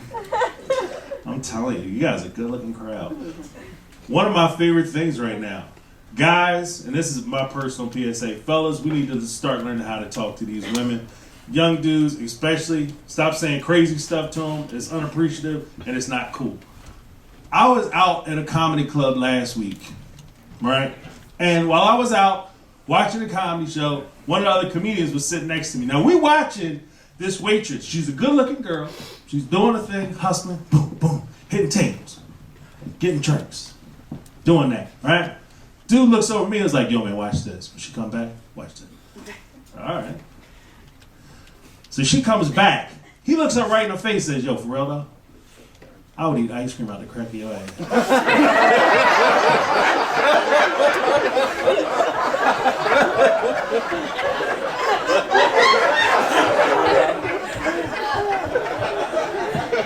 You stopped me to say that? Like, and my question is, has that shit ever worked? Has a woman ever stopped and said, hey, that sounds like a plan. Let me go get my check and we can go and get home, get this Briars activated. Like,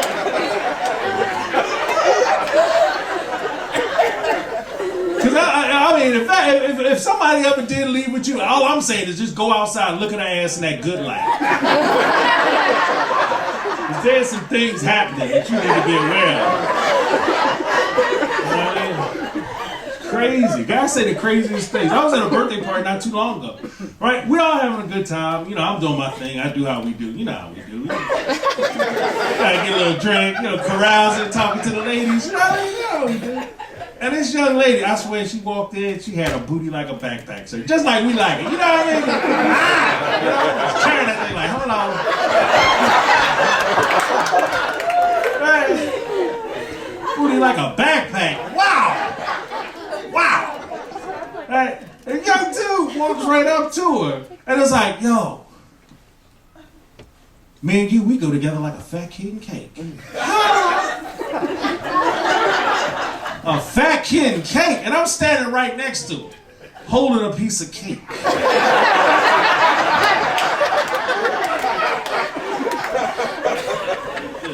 You know what I mean?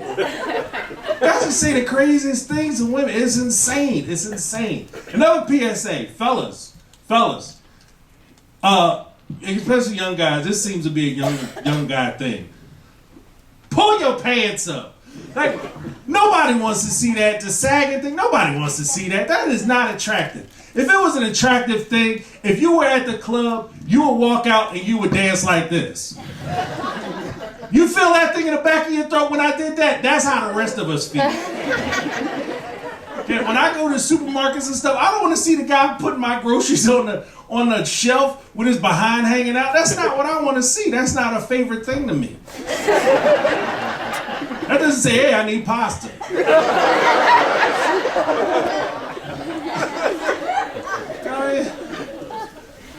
When I go out, one of my favorite groups of people by far, the great equalizer of people that I think are by far tough guys. I think they're awesome, and I'm going to tell you why I think they're awesome. Because no matter what they look like, big, tall, short, small, skinny, white, black, fat, it doesn't make a difference. Okay? Because when you're out having a good time, tough guys say the same thing. They all say the same thing. You'll be there having a good time, getting your carousing on, a little drink, having fun, and all of a sudden, somebody starts acting like an ass over in the corner. The tough guy. Right? And over the crowd, you hear, hold on, player. You don't know me. You don't know me. Right? My question is, has anybody in the history of the world ever stopped the fight and said, well, he's right, I don't know this guy.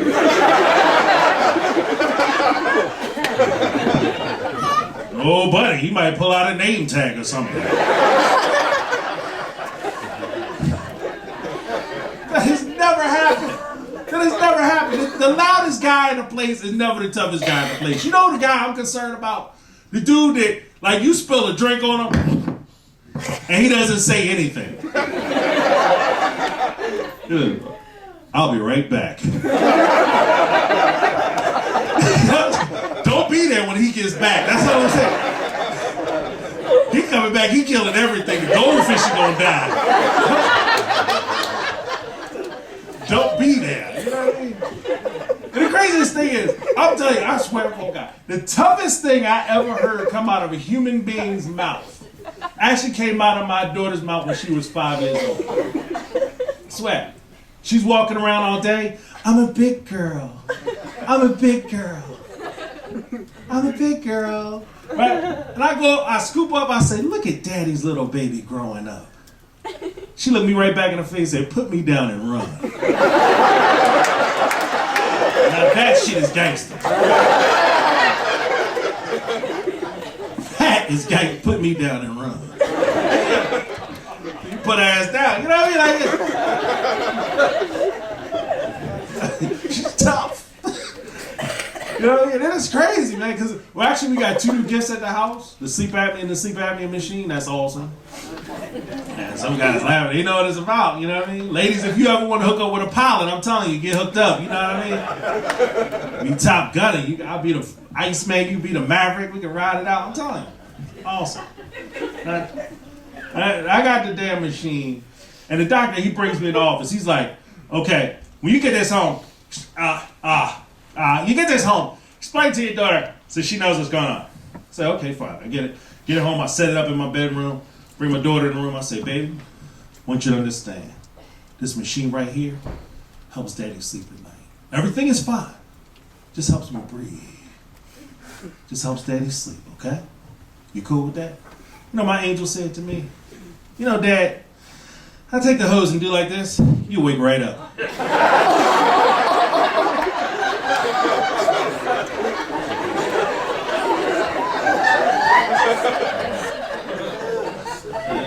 Nah, baby,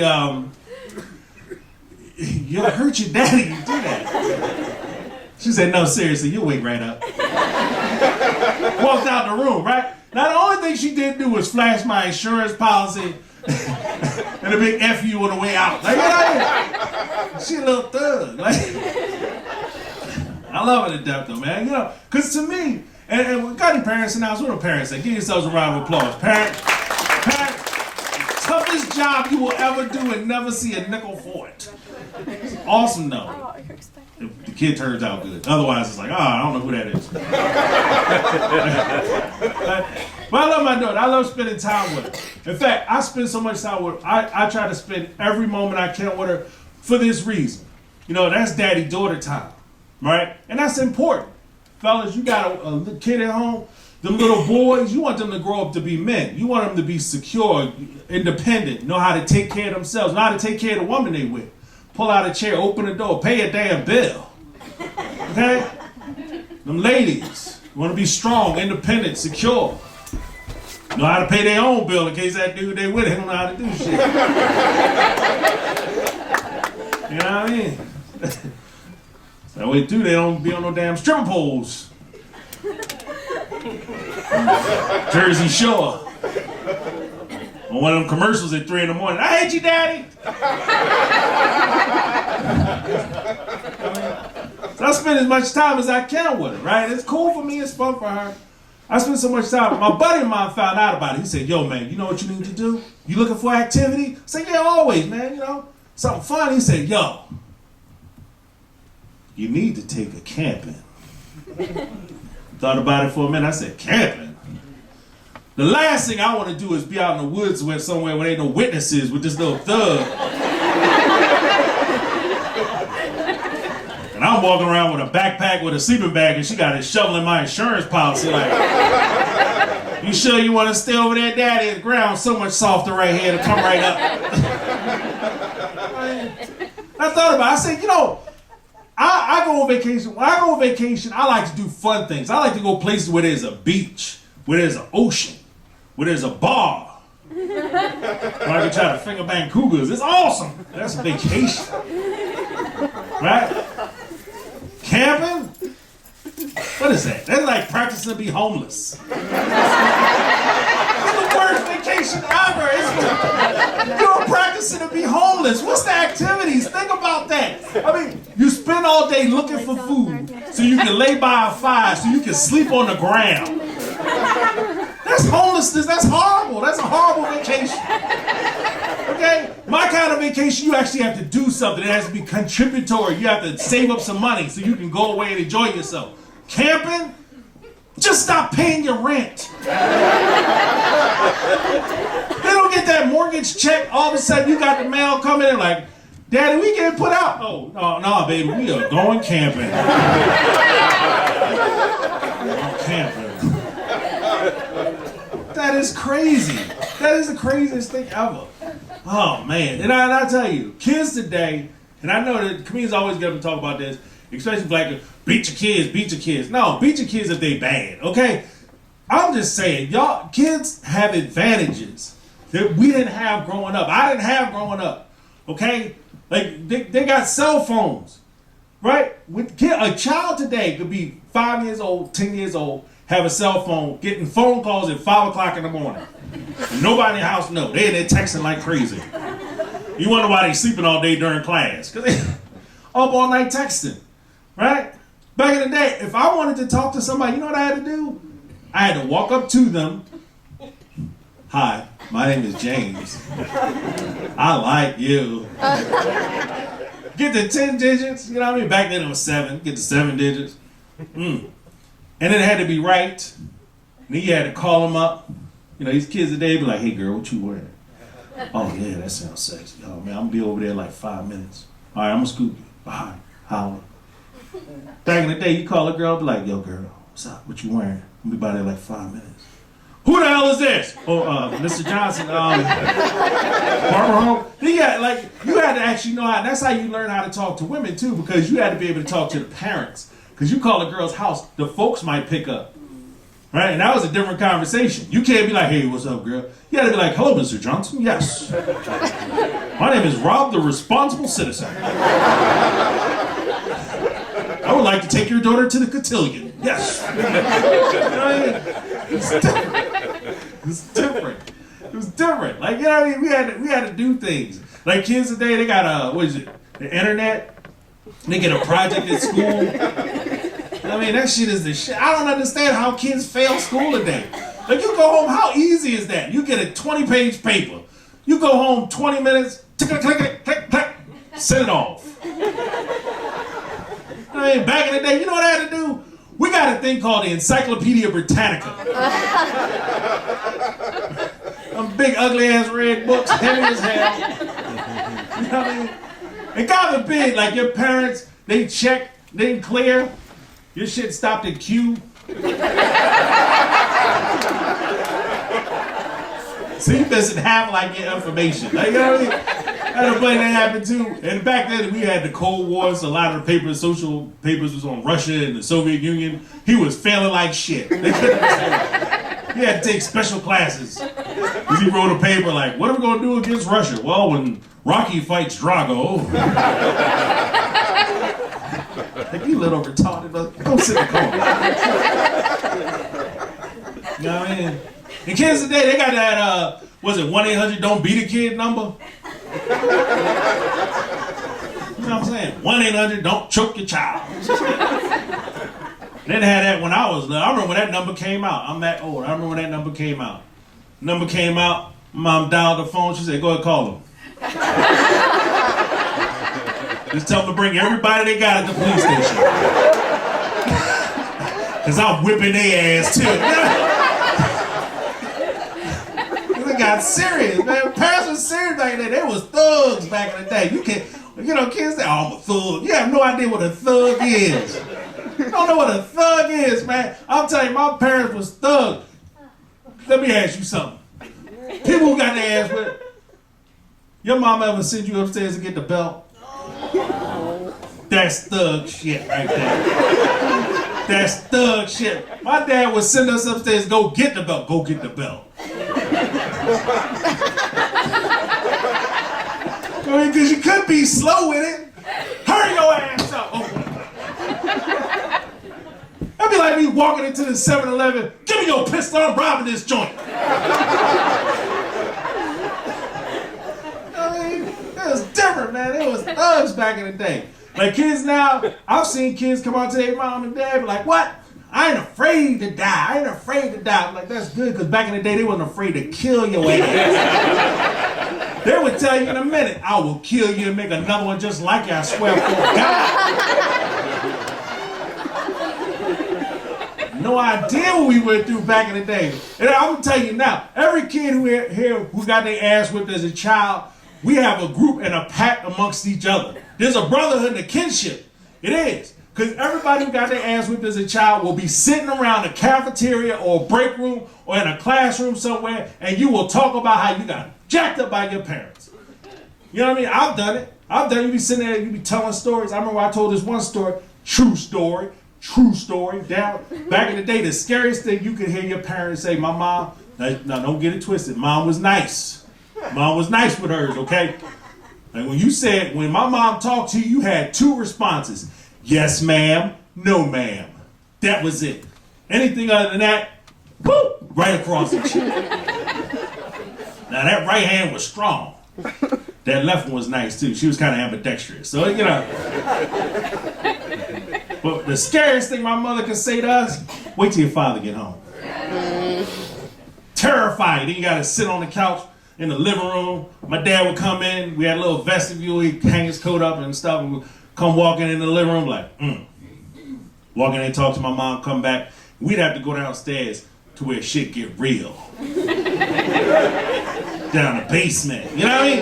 It got real for us. He used to beat our ass down there. You know what he called it? Track practice. Okay, track practice. You spend the entire time just running around that joint. Oh! Track practice, right? One time. And I'm going to tell you now about my father. My father, to this day, is my hero. Okay, and I know a lot of kids come up and, I like Chris Brown and Michael Jordan and all them. Screw them guys. Because at the end of the day, Chris Brown, Michael Jordan, Michael Jackson ain't never put a shoe on my foot, a roof over my head, electricity in my walls. My daddy did that. Okay? And I'm going to tell you something else about my father. My father is a Marine. Oh, you must know. My father is a Marine. I say he is a Marine because at 73 years old, he is still, that's right, he still gets up at 5 o'clock in the morning and works out. Like a crazy person. I told him one time, I pulled him aside, I said, Dad, what the hell are you getting ready for? Just tell me, I'll call you when they get here. I swear I will. I said, I just want to know what's happening. Right? My father was a man's man, he was a Marine, baby. So one day we down in the basement, I'm about to get my ass tore. I can't remember what I did, but I'm going to tell you now I deserved it. Because I know I did. I did whatever it was I did, and I deserved a lot more than he ain't know about, right? So I had it coming. I had this one coming. My father, he looks at me, the Marine, he looks at me and he says, son, you got anything you want to say for yourself? Look back at my dad, want to impress him, right? A man's got to do what a man's got to do. And I don't remember shit after that, right? I didn't even see a move. It was crazy. Like, just darkness. You know what I mean? You wake up, you know, I got my shoe missing. Like, my sock is gone. Like, You ever get your ass whipped and you go up and apologize? I'm sorry. I'm sorry. That's what that was, right? And I don't tell you, when I told that story, right? Everybody, ooh, that was crazy, right? And we go around the table, and everybody telling stories like, you ever get drop kicked down the steps? Yeah, right.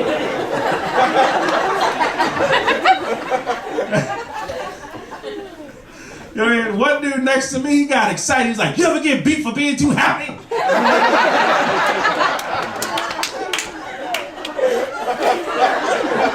Hell no, that shit's called abuse. That's why they got them 1-800 numbers. If you walk in the house like, la, la, la, la, you need to go 1-800. He is kicking my ass for nothing. Insane, man. It's insane. No, and I'm gonna tell you. That tickles me so. Just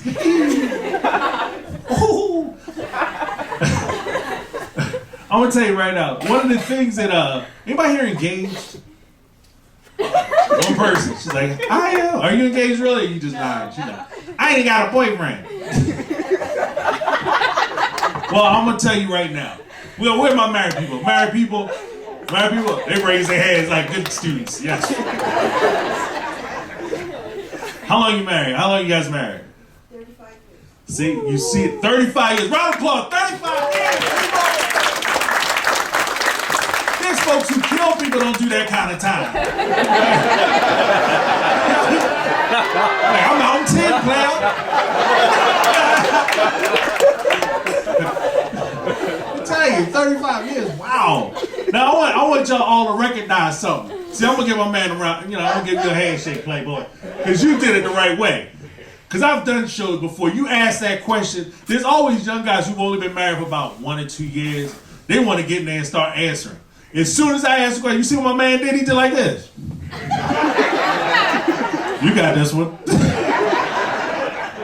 That's the right way. That's a thinking man right there. That's how you stay married for 35 years. But I'm going to tell you right now, fellas, ladies, one of the most important special times in your relationship is going to be during the engagement. I know right now everybody like, don't get married. It's not fun. I'm telling you right now, one of the most special times in your relationship will be when you get engaged. Why? Because that is the time when your boyfriend, your fiance is thinking about you the most. How do I know? Because he will take 6 months of his money and what he makes, put it aside so he can get you a ring. Fellas, that's a note for yourself. 6 months to a year, you need to save up to get her a ring. Otherwise, you're getting punched in the face. Just saying. 6 months, so that's planning. He putting it into you. Then he plans the proposal. When am I going to do this? Said, how I'm going to do it? Get you out to dinner. Boom, boom. All of a sudden, the cake or whatever comes and be like, baby. See, that's the thing. Ladies, no matter what your man sound like normally he can talk like this. And when he proposes to you, you're going to be like Barry White, and he'll be like, oh, baby. You be my wife. Right? You get excited. Yes! Oh my God, yes! Now y'all do it, right? And women, this is the time when y'all call all y'all friends up. Be like, meet me at the house. Get everybody at the house. Right? And women will walk in and be like, girls. He did it, he got it. The room will explode. Women up there high-fiving each other. Chicks backflipping off the couches. Oh, midgets are coming through the living room throwing fairy dust. Shit is awesome. Alright? Then when we tell our lady, that shit's way different, ain't it? Way different. It's more like one fella telling everybody else. You know what I mean? You go like that.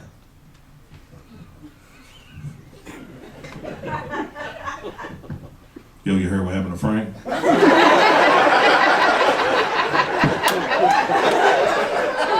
She got him, dog. Yep, it's over. We ain't gonna hang out with him no more. That's we hang out sitting now, Playboy. It's over. Right? And every man here has that one friend that asks that stupid ass question. Yo, man, you think you gonna get a prenup? Prenup, man. He moving out his mama house into her house.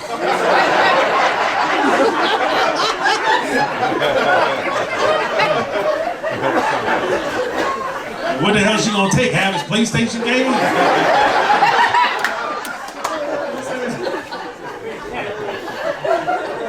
It's crazy. It's either that or we got that one friend that, yo, dog, don't get married. Oh, come on, you ruin everything. And that dude never has a girlfriend. That's like your broke ass friend giving you financial advice. Just saying, note to self, note to self. Man, I'm telling you. You guys having a good time? Yeah. All right. I'm gonna wrap this bad dog up and bring this show pony home. And then I'm gonna tell you guys straight out, you know, right now I know there's a big push to young ladies, but girls, I got a PSA for you, you know. And this is what I tell my daughter all the time, even now, that she's young. Men will respect you as much as you respect yourself. That's the God's honest truth. If you think about it, a man will respect you as much as you respect yourself. If you want to wear tight, small clothing that will show off your boobies, a guy will not protest. He just won't take you home to see his mama. Right? And with that, I'm just going to say this. Guys, we have to start respecting our ladies and stop taking them for granted.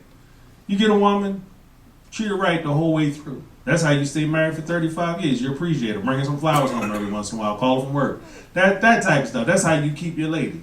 Stop taking her for granted. See, guys, we get crazy with it, especially young dudes. You know what we do? We get wrapped up in all this pornography and stuff, and it drives us crazy. You know, we start thinking that that's how life works. If you have a big wing walker,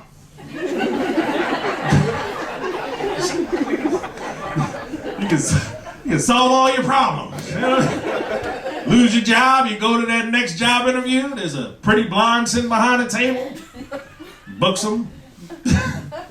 She asks you, I'm looking for somebody to fill some positions. Got that, boom. Yeah. 2 weeks vacation, 401k, $500,000. You know, that's not how life works though. Because this guy right here, I'm telling you, he be out, have a good time. His wife and her friends, she looking at him. I saw you looking at my friend's ass. I saw you. He can't be like, whoa, whoa, whoa, you done forgot something.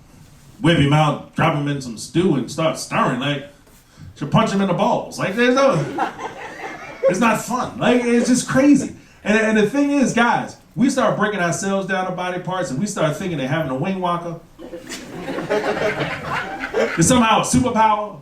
It gets big and strong, it's angry, got a vein in it. It's angry.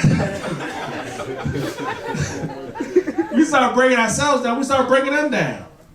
When we break them down, you know, I'm telling you right up, straight out. You know, connected to that good time, that fun time, that private part, that hoo-ha, that JJ. It's a person. That's right, I said a person. A person who can potentially take half your shit, so you need to start respecting it. Or you will find yourself camping, people. My name is James Royale. Thank you guys so much. At Tune, Michael Johnson, the Jimmy Down. The new comedians come around the block.